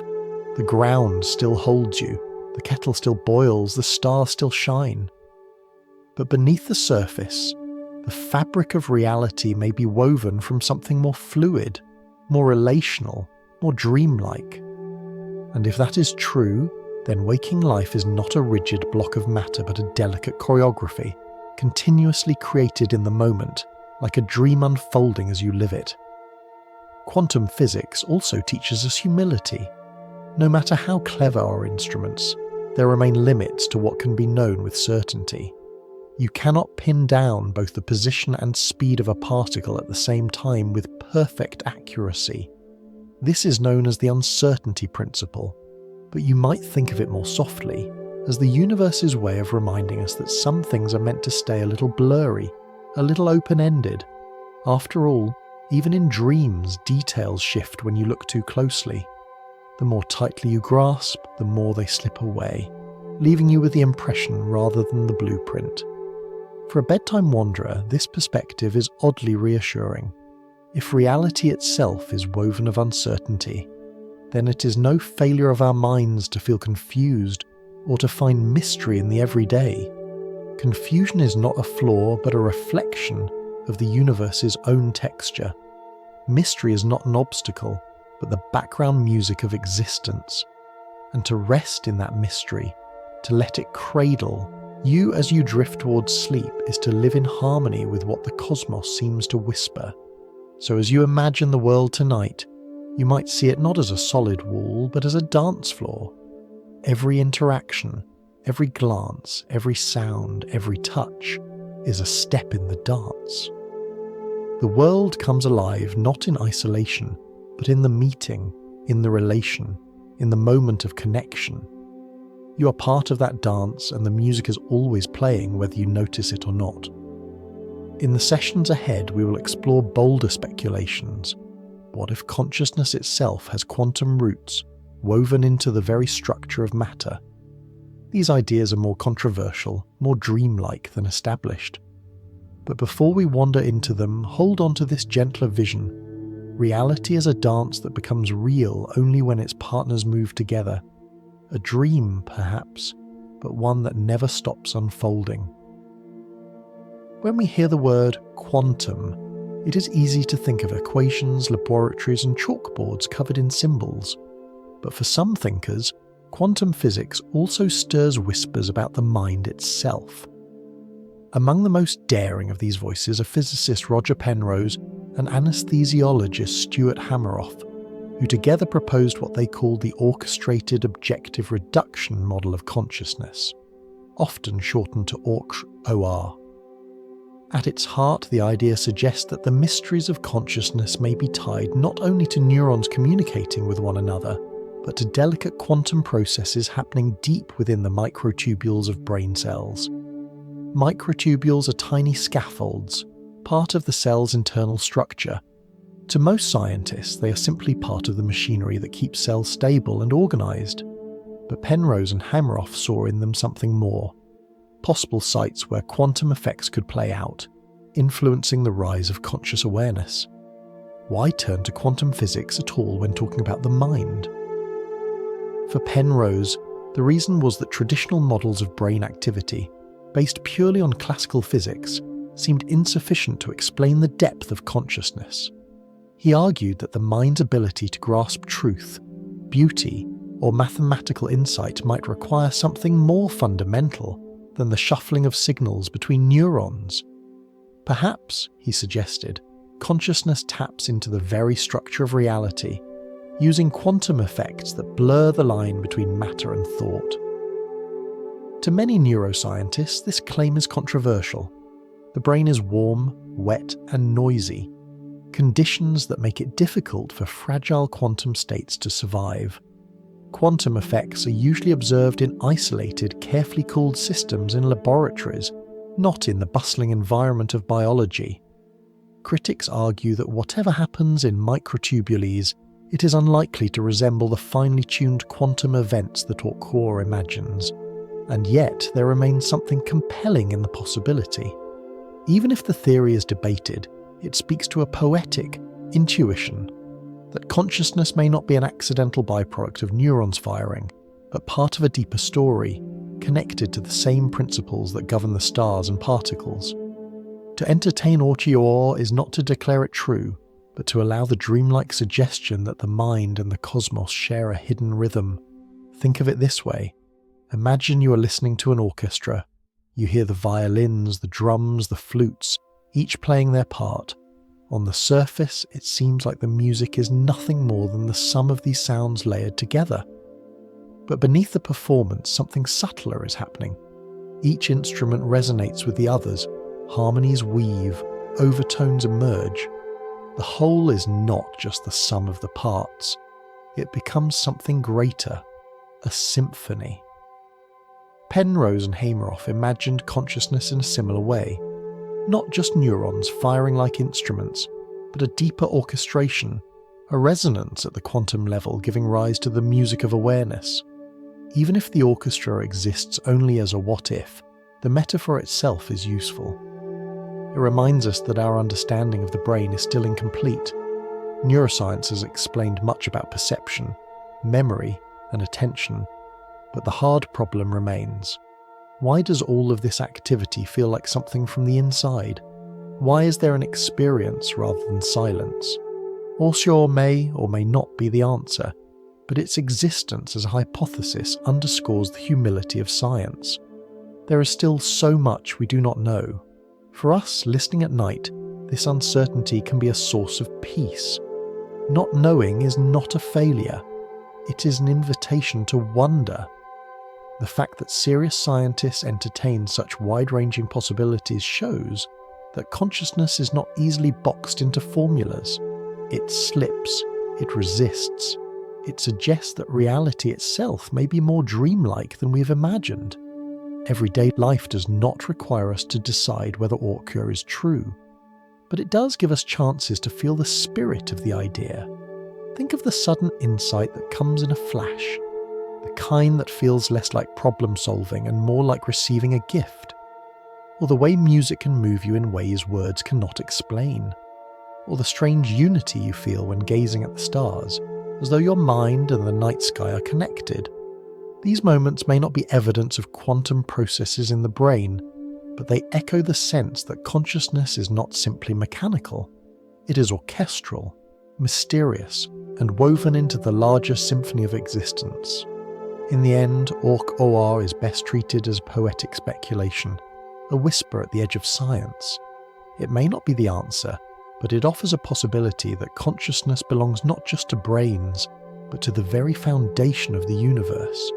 And whether or not this is correct, the thought itself can be a lullaby, reminding you that your awareness, fragile and fleeting though it may feel, is connected to something vast and mysterious. As we move forward, we will leave this speculative orchestra and turn to another enigma, time itself. Time too may be less solid than we imagine, less a rigid clock and more a flowing rhythm, a background music that makes the dream of reality possible. If space, at its smallest scales, whispers of uncertainty, then time whispers of something even stranger, that it may not exist in the way we think it does. To most of us, time feels as natural as breathing. We wake, the sun rises, the day unfolds, the night returns, clocks tick steadily, calendars mark the passing weeks, birthdays stack into years. Time is the backdrop against which life plays out, and yet modern physics suggests that this backdrop may be less a fixed stage and more a kind of music, a rhythm that emerges from change itself. Physicist Carlo Rovelli has often argued that time is not fundamental. In his view, time is not a universal river carrying us forward, but something that arises from the way things interact and transform. Without change, there is no time. Imagine a world frozen perfectly still. No movement, no growth, no decay. Would time exist there? Or would it vanish, like a melody that stops when no instrument is playing? Rovelli would say that time is not an independent entity flowing outside of things. It is the pattern we perceive in their unfolding, the order we notice in their changes. This thought can feel unsettling if you're used to picturing time as an arrow always flying forward. But it can also feel comforting, because it suggests that time is softer than we believe. It is not a rigid ruler measuring our lives, but a song that emerges as we live them. Each heartbeat, each breath, each step adds to the rhythm. Everyday experience reflects this fluidity. Think of how hours can stretch when you're waiting for news, each minute feeling heavy and long. Or how an evening with friends can collapse into what feels like moments, even though the clock insists it has been hours. Time bends with mood, attention, and memory. Physics tells us that this is not only psychological. At cosmic scales, time itself runs differently depending on speed and gravity. A clock on a fast-moving spacecraft ticks more slowly than one on Earth. A clock near a massive star runs differently than one far away in empty space. Time is not one steady rhythm but many, each relative to its place in the universe. And yet, despite this relativity, we cling to clocks and calendars, using them as anchors. They work well enough to coordinate trains, meetings, and harvests. But they are not the essence of time. They are agreements, like musicians keeping to the same tempo. The music of life is larger than any single beat.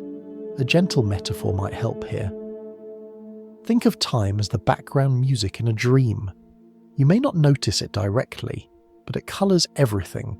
It swells during moments of joy, slows in sorrow, disappears when the dream grows strange. When you wake, you may not remember the tune, only the feelings it carried.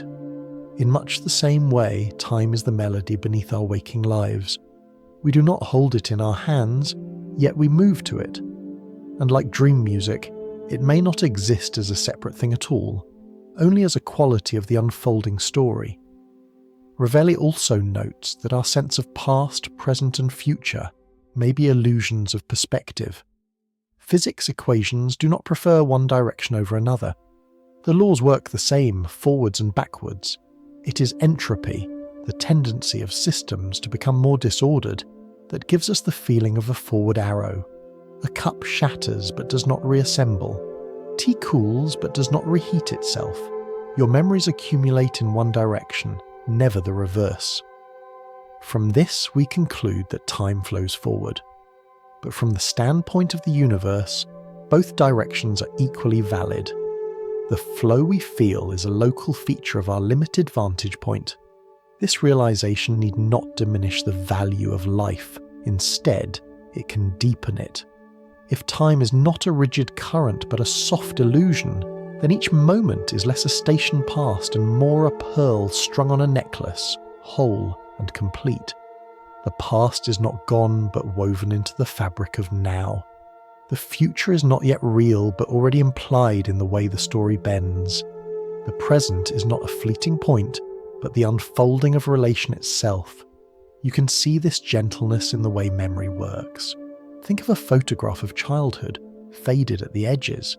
The moment it captures has not vanished. It still lives in your mind, shaped by stories and feelings. In a way, that moment is still here, layered within you. And when you imagine the future, your hopes, your worries, you're weaving possibilities that shape your choices today. Time, then, is not a line you travel, but a tapestry you carry, stitched with threads of what has been, what is, and what might be. As you listen tonight, perhaps already sinking into drowsiness, let this vision of time soothe you. It is not an arrow that chases you relentlessly forward. It is a music you are part of, a rhythm you help create. Even if the clocks insist on their steady tick, your lived time is softer, stretching and folding with your experience. The universe itself seems to agree, bending time with motion and mass, allowing each pocket of reality to keep its own beat. And if time is not fundamental, then perhaps life itself is less about racing from beginning to end, and more about dwelling in the richness of each unfolding measure. A dream does not need a past or future to feel real. It only needs the present moment of experience. And perhaps so too with our lives. As we step from physics into more mythic and spiritual visions in the sessions to come, hold on to this thought. Time may be less of a prison and more of a melody. It hums beneath everything, shaping the dream we call reality, yet never entirely graspable. To live, then, is to listen, to sway with the music, to breathe with its rhythm, and to let it carry you gently forward, even if forward itself is only another word for change. Through philosophy and science, we have wandered among shadows, dreams, and experiments. We have seen how the brain constructs realities and how physics whispers of uncertainty and illusion. Now it is time to widen the circle, to listen to the voices of myth, religion, and imagination. Voices that have long suggested the universe itself might be a dream. This is not the language of laboratories, but of stories told by firelight, prayers whispered in temples, and poetry carried through generations. And yet these stories carry a resonance that speaks to the same question. What if existence itself is the dream of a greater dreamer? Many spiritual traditions hold such images at their core. In Hindu mythology, the god Vishnu lies upon a serpent floating in cosmic waters. From his breathing, universes arise and dissolve, entire cycles of creation blossoming and fading as lightly as dreams. In this vision, our lives are not accidents but ripples in the imagination of the divine. To picture this before sleep is strangely comforting. The thought that the struggles and joys of each day are part of a vast story dreamed by something infinitely patient. Christian mystics, too, sometimes spoke of God as the one who sustains reality by thought alone, the world held in being through divine imagination. Sufi poets compared creation to the dream of a lover, each being a reflection of yearning and beauty. In Buddhism, the world is likened to an illusion, a play of appearances, but behind it lies a truth beyond grasping, as if we were all figures imagined in the meditation of an awakened mind. What these images share is the archetype of the dreamer, the one beyond us, imagining us into being. It does not matter whether the dreamer is called Vishnu, God, the Tao, or the cosmos itself. The suggestion is the same. We exist inside a story larger than ourselves, a dream so complete that we rarely notice its strangeness. To make this more familiar, think of an author writing a novel. The characters live their lives, speak their lines, feel their sorrows and joys. For them, their world is everything. They do not see the desk, the paper, the hand that shapes their fate. Yet to the author, they are both real and imagined, creations with meaning even if their reality rests on ink and imagination. In the same way, we might imagine ourselves as characters within the mind of a cosmic dreamer, each of us convinced of our independence, while all along we are lines in a poem far greater than we know. And perhaps your cat is part of that poem too. If the universe is a dream, then so is the cat's nap stretched across your sofa, and perhaps even the dream within that nap. There is something tender in the idea that even the smallest lives are woven into the dreamer's story. It allows us to laugh softly at the seriousness we carry, remembering that we may be as curious and endearing to the dreamer as a kitten rolling in the sun. Of course, these are not claims to prove or disprove, but metaphors to rest within. They do not demand belief. They invite a shift in perspective. If you think of yourself as a dream of something larger, your burdens may lighten. The failures that haunt you become chapters in a book still being written. The griefs you carry become notes in a melody not yet complete. The fleeting joys you treasure become proof that the dream is not without tenderness. This image of the dreamer also helps us to soften our fear of impermanence. Dreams are fleeting, yet within them moments matter. A dream kiss can make your heart race. A dream fall can make you gasp awake. Just because it dissolves at dawn does not mean it was meaningless. So too with life.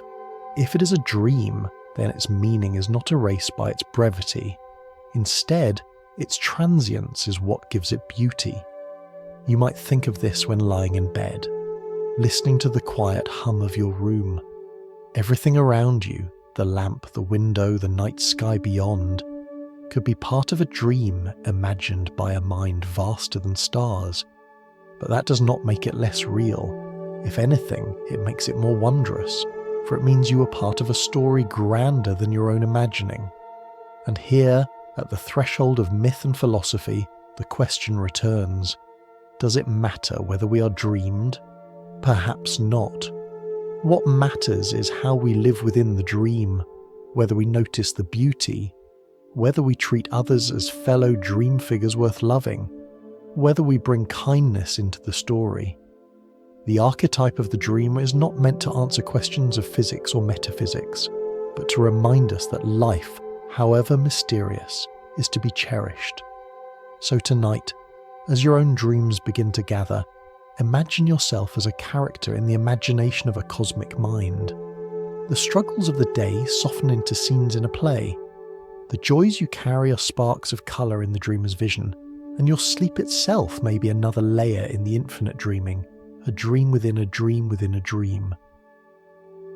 When we imagine the universe as a dream, we often picture a single dreamer, vast and hidden, conjuring all that exists. But there is another possibility, one more subtle and more scattered, like whispers carried on the wind. It is the idea of Panpsychism, the thought that consciousness is not confined to human brains or even to living beings, but is a fundamental feature of reality itself. At first, the idea sounds unusual. How could a stone, a river, or a star be conscious? Surely consciousness belongs to creatures with nervous systems, to beings that think, plan, and feel. Yet panpsychism does not claim that a pebble thinks about its future or a galaxy worries about its appearance. It suggests something gentler, that every part of reality, no matter how small, carries a tiny spark of experience, a whisper of awareness, however faint. Philosophers who defend this view often point out how mysterious consciousness is when treated as something that suddenly appears out of matter. How could lifeless atoms, arranged in the right way, suddenly give rise to the vivid, intimate reality of experience? Panpsychism offers a different perspective. Instead of consciousness bursting into existence only when matter reaches a certain complexity, perhaps consciousness has always been present in small degrees woven into the fabric of reality. In this view, the brain does not create consciousness from nothing. It gathers and integrates it, like a choir gathering voices into harmony. Think of it this way. Imagine a choir scattered across a wide hall. Each singer hums softly, their notes faint and separate. You might not even notice them at first, but as they begin to sing together, weaving their voices into chords, the sound grows rich and undeniable. Panpsychism suggests that the universe may be similar. Every particle hums with a trace of experience, and when arranged in complex patterns like in your brain, they merge into the vivid song of conscious life. This does not mean that your table or your teacup has thoughts or dreams, but it means they are not entirely mute either. They may carry the faintest whisper of presence so slight that it cannot form words or intentions. The whisper alone does not sing, but it is part of the cosmic hum that, when gathered, becomes the music of awareness. In everyday life, this perspective can be strangely comforting. Have you ever looked at the night sky, filled with stars, and felt an odd sense of kinship, as though the universe were not indifferent but somehow alive? Or walked through a forest and sensed that the trees, though silent, shared in the rhythm of existence? Panpsychism gives gentle language to those feelings. It suggests that your intuition of connection is not mere imagination, but a reflection of a deeper truth, that everything participates in being, however faintly. Even in science, there are echoes of this. Theories like integrated information, which we spoke of earlier, hint that consciousness is tied to integration, and integration exists at many levels. It may be minimal in simple systems, but not absent. If so, then perhaps the line between the conscious and the unconscious world is not as sharp as we thought. Instead, it is a gradient, a soft blending from faint awareness to the vivid self-awareness we know. The thought also invites humility. If rivers, stones, and stars carry their own sparks of experience, however tiny, then the world is not merely a resource for us to use. It is a community of being, a great choir in which we are one voice among countless others. To treat the world with respect is not just kindness, but recognition, an acknowledgement that everything is alive in some quiet way. Poets and mystics have long spoken this way, even before philosophy gave it the name of Panpsychism. Indigenous traditions often speak of mountains and rivers as persons, not as metaphors, but as truths. Japanese Shinto holds that spirits dwell in rocks and streams. Many cultures greet the earth, sky, and animals not as objects but as relatives. Perhaps these were not quaint superstitions, but early expressions of the same intuition, that consciousness does not belong to us alone. For the Sleepless Scientist, this is not a doctrine to prove or disprove, but a lullaby of perspective.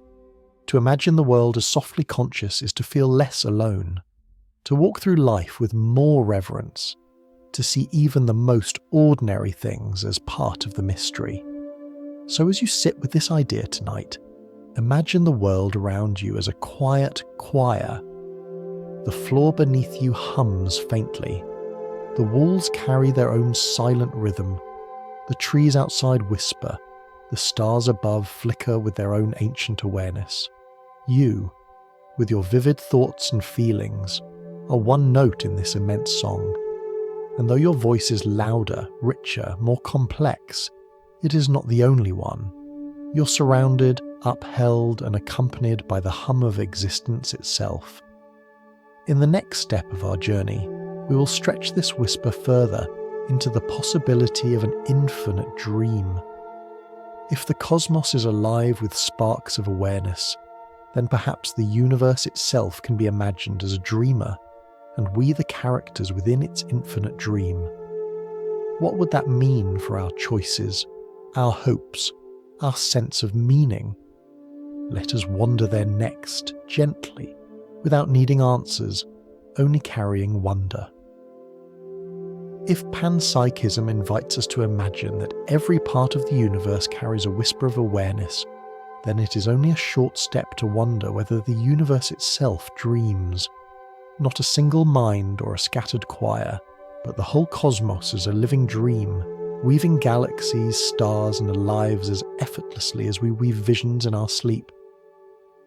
This is the archetype of the infinite dream, a vast, boundless imagination in which every detail, from the swirl of a galaxy to the flicker of a firefly, arises and dissolves. The idea can feel overwhelming at first. What would it mean if all that we know is part of an infinite dreamer's vision? Does it erase free will, turn our choices into mere illusions, reduce our struggles to passing phantoms? Or does it deepen the significance of every moment, because each moment is part of something immeasurably larger? Philosophers, poets, and mystics have debated this quietly for centuries, and the beauty of the idea is that it leaves room for both comfort and questioning. Imagine for a moment that you are a character in a story. From within, your decisions feel real.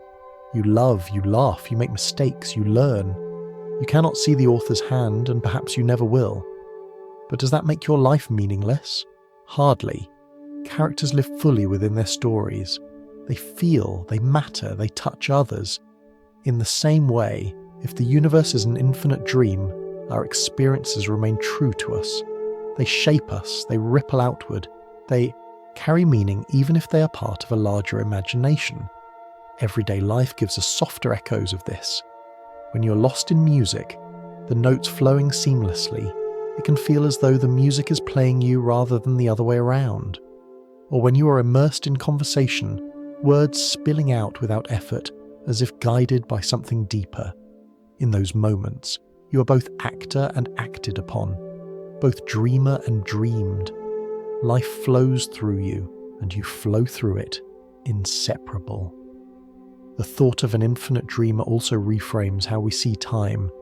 If the universe is dreaming, then past, present, and future may all exist within the dream at once, like chapters of a novel already written, though we live them page by page. From our perspective, time unfolds line by line, but from the perspective of the dreamer, the entire book may rest open at once. This does not take away our experience of choice. It simply means that the story of our lives may be woven into a larger tapestry, already shimmering with connections we cannot yet see. There is a gentle freedom in this. If we are dreamed, then our failures do not define us absolutely. They are scenes in a play, lessons in a longer story. Our joys, too, are more precious because they are fleeting, like dream images that shine brighter for their fragility. Suffering, though real and heavy, is softened by the thought that it belongs to a dream that will one day shift and dissolve. Even death can be reimagined, not as an end, but as the closing of one dream and perhaps the opening of another, part of the infinite imagination that never ceases. And what of purpose? If life is a dream, does it still matter what we do? Here the metaphors of stories and music return. A character's actions matter to the story. A musician's notes matter to the song. Even if the dream is infinite, our part in it still carries weight, because without our voices the choir would be incomplete. Meaning is not erased by being part of a dream. It is given context, a place within the greater whole. You might think of it in terms of relationships. The smile you give a stranger, the comfort you offer a friend, the kindness you show yourself. These are small gestures in the vast scale of the cosmos. Yet within the dream, they ripple outward, shaping the lives of others, echoing into futures you may never see. Just as a dream kiss can make your heart race or a dream fall can wake you breathless, your lived actions are real within the dream's fabric. They matter because they are felt. It is also possible to take this vision playfully. If the cosmos is a dreamer, perhaps it delights in surprises, in the odd turns of story and the unexpected kindnesses. Perhaps it imagines cats curling on windowsills, children chasing bubbles, travellers watching sunsets from unfamiliar shores, not because these moments solve cosmic puzzles, but because they are beautiful. Beauty itself may be the dreamer's purpose, and we, as participants, are invited to notice it. As you lie here tonight, letting the day fade, you may find comfort in this thought. You are part of something immeasurably vast, a dream without beginning or end, and yet within it, your moments are not lost. They are luminous threads, woven into the infinite fabric.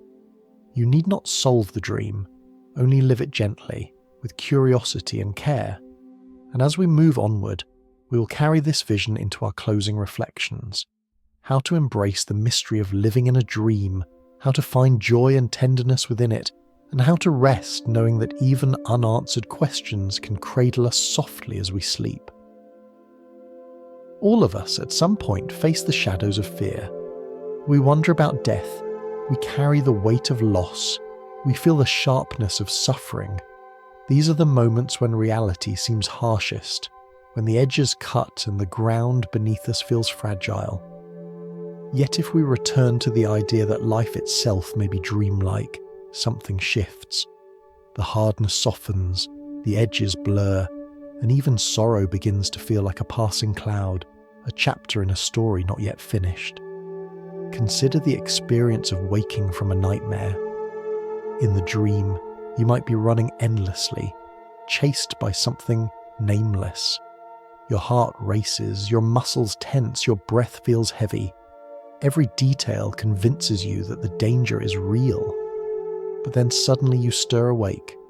The room is quiet. The night is still.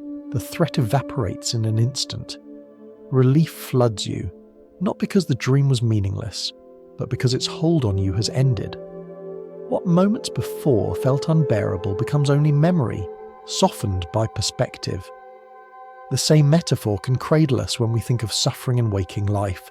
Pain, grief, fear, they are real as long as we live them. They grip us tightly, just as nightmares do. But if life itself is a dream within a larger mystery, then perhaps these struggles too can one day be seen with new eyes. They may not disappear, but their weight may shift. Death, instead of a terrifying end, might be like the moment of waking, when the nightmare dissolves and another story begins. This does not erase the difficulty of suffering, nor should it. Dreams can hurt and so can life. But when you know that what you experience is part of a dreamlike flow, you can carry it with less despair. You can remember that pain is not eternal, that it will pass as surely as dawn follows night. Even death can be softened into transition, a closing of one dream, perhaps the opening of another. Everyday life offers gentle reminders of this shift in perspective. Think of a day when you were ill, confined to bed. In the moment, discomfort felt endless, as though the world had shrunk to a narrow tunnel of fatigue. But weeks later, when health returned, that day became distant, almost insubstantial, like a story told rather than lived. Or recall a heartbreak that once seemed unbearable. At the time, each hour dragged, heavy with loss, and yet, as years passed, the sharpness dulled, and the memory became a chapter in your larger journey. The pain was real, but it did not last forever. It shifted, changed shape, softened. In this way, the dream metaphor is not a denial but a balm. It does not tell us that suffering is imaginary, but that it is impermanent. No dream lasts forever. No nightmare holds you without end. Life itself, with all its trials, is part of a flow that moves toward change. Knowing this allows us to meet difficulties with more gentleness, to whisper to ourselves, this too will pass. Death, the greatest unknown, can also be reimagined through this lens. If life is a dream, then death is not the end of reality, but the end of one story, one perspective. Just as you close your eyes at night and open them in another landscape, so too might death be a transition, a movement into something beyond what we can now imagine. Even if we do not know what lies there, the thought softens the fear.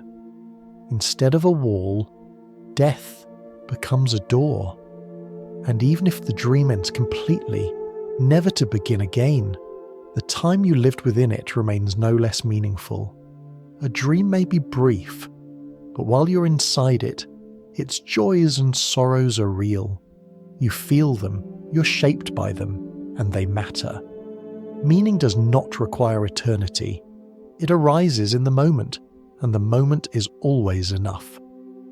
As you listen tonight, you may carry your own burdens, losses remembered, anxieties about tomorrow, fears about what lies ahead. Let this perspective be a gentle blanket over those worries.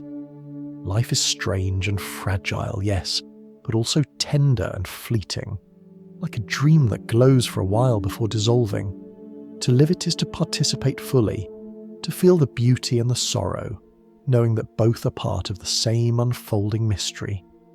And when fear rises, remember the nightmare. Remember how real it felt, how heavy, and how quickly it lost its hold once you awoke.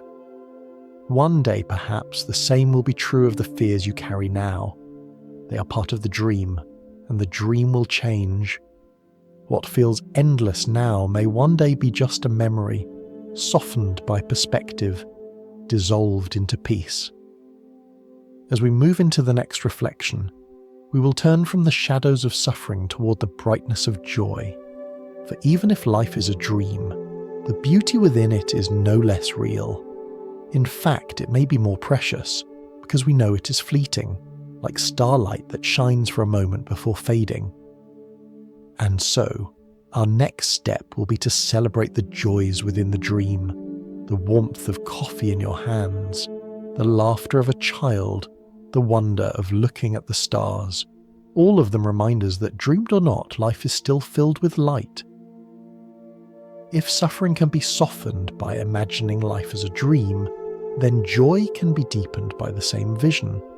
For even if our existence is woven from illusion, even if we are characters in a story or sparks in a cosmic imagination, the experiences we feel are real to us, and that is enough. A dream may not last, but while we're inside it, its colours shine, its moments glow, and its beauty lingers. Think of a morning when you wrapped your hands around a warm cup of coffee or tea. The steam rose softly, the smell wrapped itself around your senses, and the first sip carried comfort into your body. Was that moment any less real because it was fleeting? Of course not. Its reality came not from permanence, but from presence. That taste, that warmth, that breath of calm, those were as true as anything could be. Or think of a child's laughter. The sound is light, unguarded, full of delight in its own existence. It may last only a few seconds, and yet it can echo in your memory for years. The laughter does not need to be eternal to matter. In fact, its very briefness makes it more precious, like a spark that shines brighter because you know it will fade. And then there is the simple wonder of the night sky. To step outside and look upward, seeing stars scattered across the darkness, is to feel both small and vast at the same time. You know that many of those stars are unimaginably far away, that some may already have burned out, their light only now arriving after long journeys, and yet the light reaches you. You're touched by something ancient, something woven into the fabric of the cosmos. In that moment, standing beneath the stars, whether reality is solid or dreamlike no longer matters, the beauty is here, undeniable. These experiences remind us that meaning does not depend on certainty. Whether or not the universe is a dream, our joys are real because we feel them. Beauty, love, connection. These do not require permanence to matter. They matter precisely because they are experienced, because they stir the heart, because they leave traces in memory and imagination. Everyday life is filled with such joys if we pause to notice them. The smell of bread baking, the sound of rain tapping against a window, the soft weight of a blanket at night, the smile of someone you love. All of these are small, fleeting moments, and yet they are also everything. They are the texture of life, the glow that makes the dream worth dreaming. When philosophers and poets speak of life as illusion, it is easy to hear only emptiness, as though illusion means nothingness. But illusion can also mean art, play, performance. A painting is not the thing it depicts, yet it carries beauty. A play is not real life, yet its stories move us. A song is not solid matter, yet it fills us with feeling. In the same way, life may be dreamlike, but that does not rob it of meaning. It gives it a kind of artistry, poignancy born of transience. To see life this way is to treat joy with reverence. When you encounter a moment of beauty, you recognize it as part of a fleeting dream, and so you treasure it more. You take the sip slowly, you listen closely to the laughter, you linger under the stars a little longer. You let the moment sink into you, not because it will last forever, but because it will not. And in treasuring joy, you also create it. Joy multiplies when it is noticed, shared, carried forward. When you smile at someone, you offer them a spark of brightness in their dream. When you care for another, you weave kindness into their story. These gestures may seem small, but in the scale of a dream, they are the very fabric of meaning. There is a gentle paradox here. If life is a dream, it might seem to lessen the seriousness of everything, and yet for many the opposite happens. It makes every moment more valuable because it may be all we have. The dream's fragility is what makes it worth savouring. The beauty of a flower is not diminished by its short life. The sweetness of laughter is not erased by its fading. They are made more precious because they are fleeting. So when you next find yourself in an ordinary moment, pouring water into a glass, watching shadows shift on the wall, hearing birdsong outside the window, you might pause and smile at the thought that even if this is a dream, it is a beautiful one.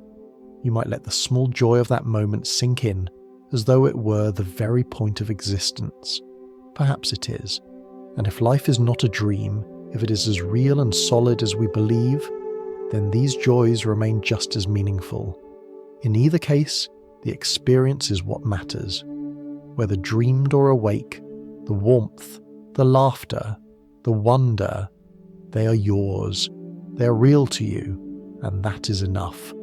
In the next reflection, we will step into a final invitation to live as if awake, to embrace wonder without needing answers, to carry curiosity and gratitude into each day, whether we are dreamed or dreamers. For in the end, dream or not, this is your story, and you are the one living it. By now we have wandered through many visions, the brain's midnight cinema, the whispers of quantum physics, the archetypes of cosmic dreamers, the choir of panpsychist voices. Each has offered a lens through which to view reality, and each has suggested in its own way that what we take as solid may be softer, more dreamlike than we imagine. But after all the theories, speculations and metaphors, a simple question remains. How then shall we live? The answer need not be complicated. We can live as if awake. This does not mean solving the riddles of physics or philosophy, nor piercing the veil of ultimate reality. It means approaching each day with curiosity, wonder and gentleness, as though every moment, dream or not, were a gift worth noticing. Think of the way you step outside on a crisp morning. The air greets you cool against your skin. Light spills across the ground in long golden angles. You draw a breath, and for a moment, the world feels vivid and immediate. Whether that world is a dream or the bedrock of reality does not change the fact that you feel it, that it moves you. Living as if awake means letting yourself notice these moments, letting them anchor you in presence. It also means carrying a softness toward uncertainty. Much of life is spent searching for answers, for certainty that often slips away. But if life itself may be dreamlike, then certainty may never arrive in the way we expect. To live as if awake is to embrace not knowing, to rest in mystery without fear. It is to say, I may not know whether this is dream or waking, but I know that I am here, now, and that is enough. Gentle repetition can help. You might remind yourself, dream or not, this is my story. It is the story of your mornings and evenings, your loves and losses, your laughter and tears. The story does not need to be permanent to be precious. Characters in novels still matter to readers. Music notes still matter while they are heard. Your life matters while it is lived. Dream or not, this is your story. In practical ways, this perspective changes how we hold our days. We stop racing quite so hard, as though to win a finish line that may or may not exist. We pause to appreciate the beauty in small things. We treat others more kindly, because we recognize that they too are characters in this shared dream, carrying their own fears and joys. We take ourselves seriously enough to care, but lightly enough to laugh. Living as if awake is also a form of gratitude. Gratitude does not require certainty. You can be grateful for the warmth of sunlight, even if you do not know whether the sun is real in the ultimate sense. You can be grateful for the kindness of a friend, even if existence is a dream. Gratitude is simply noticing the good and letting it touch you, letting it shape how you move through the world. There's also courage in this way of living. If the world is a dream, then fear loses some of its hold. Failures become less final because they are scenes, not the whole story. Death becomes less frightening because it is transition, not a void. And yet courage does not mean recklessness. It means stepping forward gently, with awareness that the dream is fragile and precious, that the moments you touch are to be cherished. Sometimes living as if awake means slowing down. Dreams often rush, shifting scenes abruptly, leaving us breathless. But in waking life, we can choose to pause, to look more closely at the flower blooming in a crack of concrete, to savour the taste of food, to listen fully to the voice of someone we love. These pauses are awakenings in themselves, little lucid moments within the flow of the dream. Other times, living as if awake means letting go. Not every question will be answered, not every longing fulfilled. To cling too tightly is to miss the flow. Just as in lucid dreaming, excitement can break the spell, so in life, clinging can break our peace. To live as if awake is to hold gently, to enjoy without grasping, to love without demanding permanence. In the end, this perspective is less about knowledge and more about presence. Whether life is dream or reality, the invitation is the same: to be here, to notice, to care. When you wake in the morning, when you sip your drink, when you listen to the quiet of the night, you're participating fully. That is what it means to live as if awake. And so, as we close this part of our journey, let the words echo softly, dream or not. This is your story. Yours to live, yours to fill with kindness, yours to savour with wonder. You do not need to solve the riddle of reality to live beautifully within it. All you need is the courage to notice, the gentleness to care, and the presence to let each moment matter. In the next part, we will move into a quiet ending, where we gather the threads of our reflections. We will let the pace slow further until the words themselves feel like a lullaby, guiding you toward rest. But before we drift there, carry this thought: you're awake enough, here and now, to live your story. Dream or not, it is yours, and that is more than enough.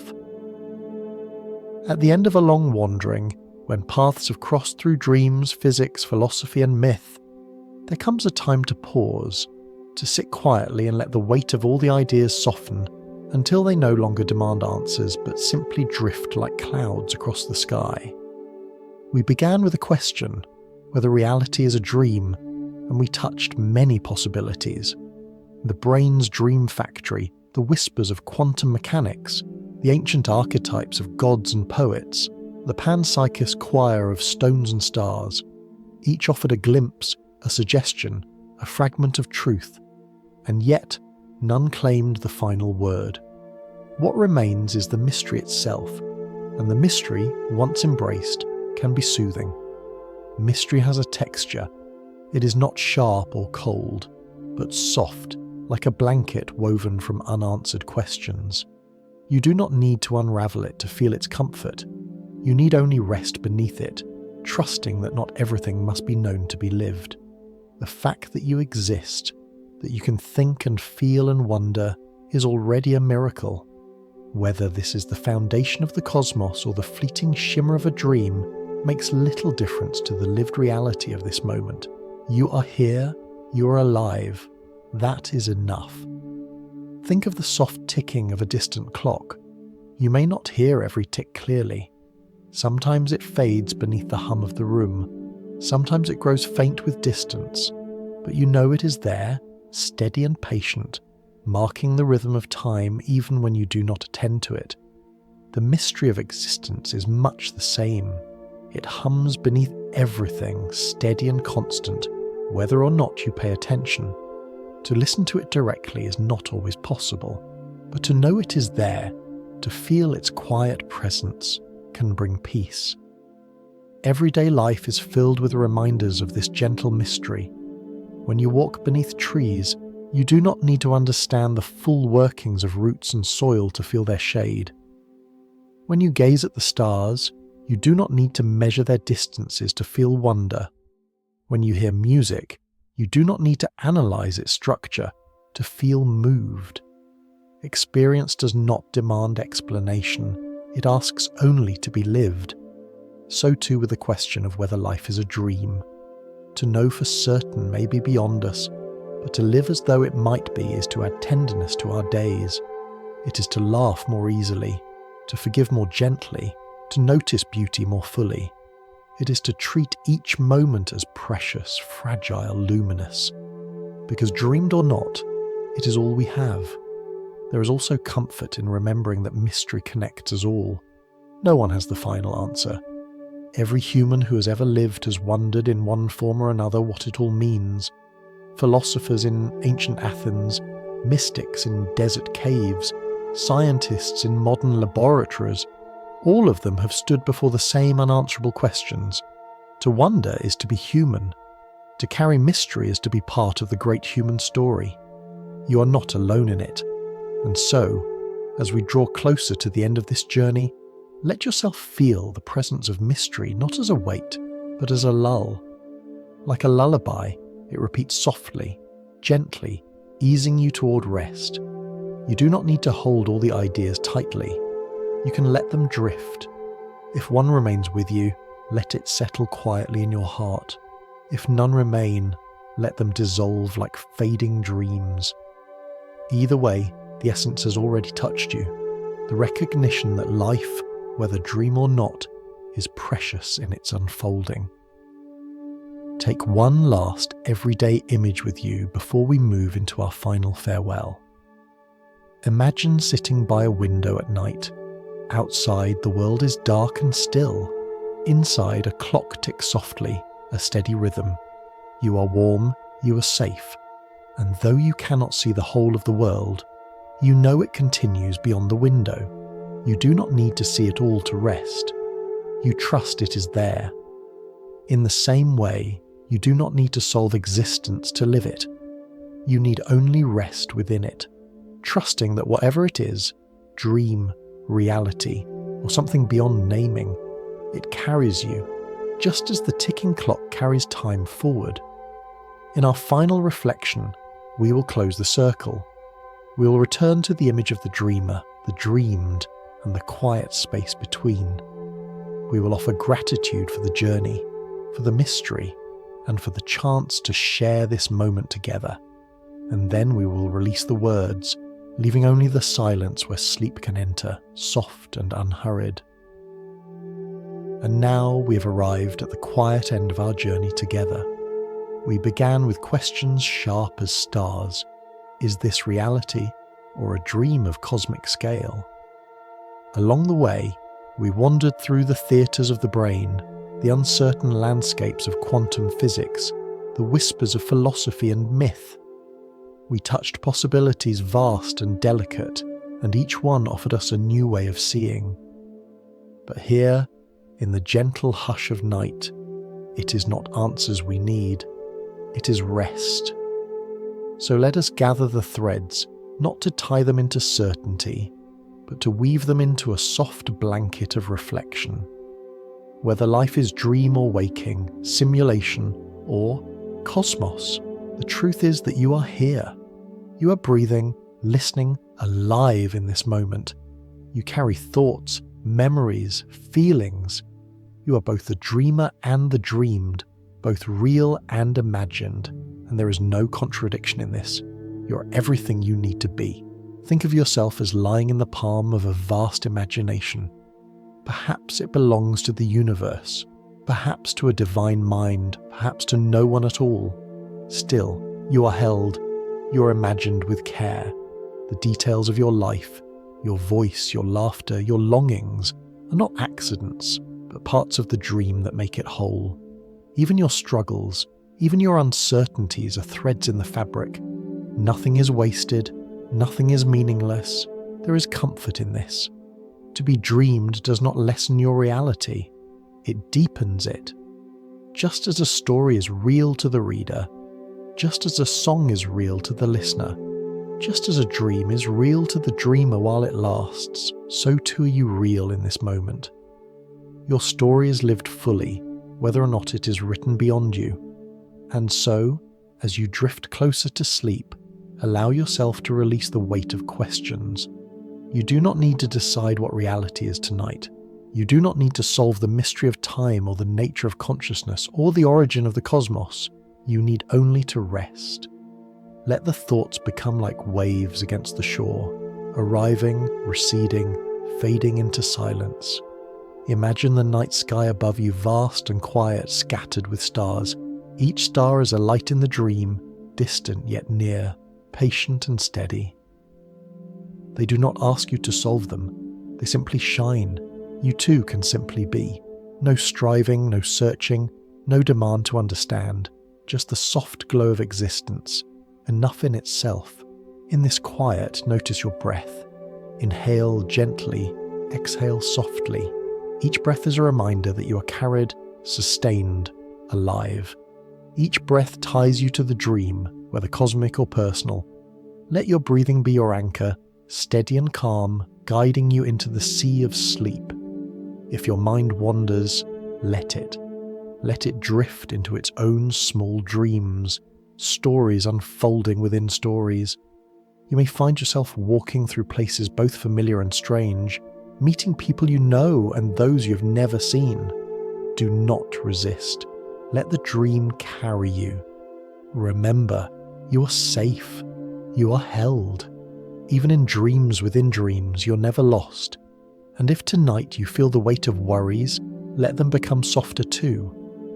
Imagine them dissolving like chalk in the rain, their lines fading until only the faintest traces remain. Worries are part of the story, but they are not the whole of it. They too will pass. What stays is the quiet rhythm beneath it all, the hum of being, the gentle presence of awareness. Dream or not, you are real. Dream or not, you are loved. Dream or not, your story matters. These truths do not depend on metaphysics or physics, on gods or equations. They rest in the simple fact that you are here and that being here is enough. And so, little dreamer, sleep now. Let the questions rest with you. Let the night hold you in its quiet arms. Tomorrow will come with its own moments of joy and challenge, its own mysteries to ponder. But for now, there is nothing more to do. No puzzles to solve, no burdens to carry. only rest. Thank you for joining me on this journey. Across space and time, wherever you are, it has been a gift to share these reflections with you. And though the words now fade into silence, the quiet lingers, ready to carry you into sleep. So close your eyes. Let the world dissolve into softness. You are dreamed. You are real. You are both. And in that gentle paradox lies peace. Sleep well, little dreamer. Sleep well.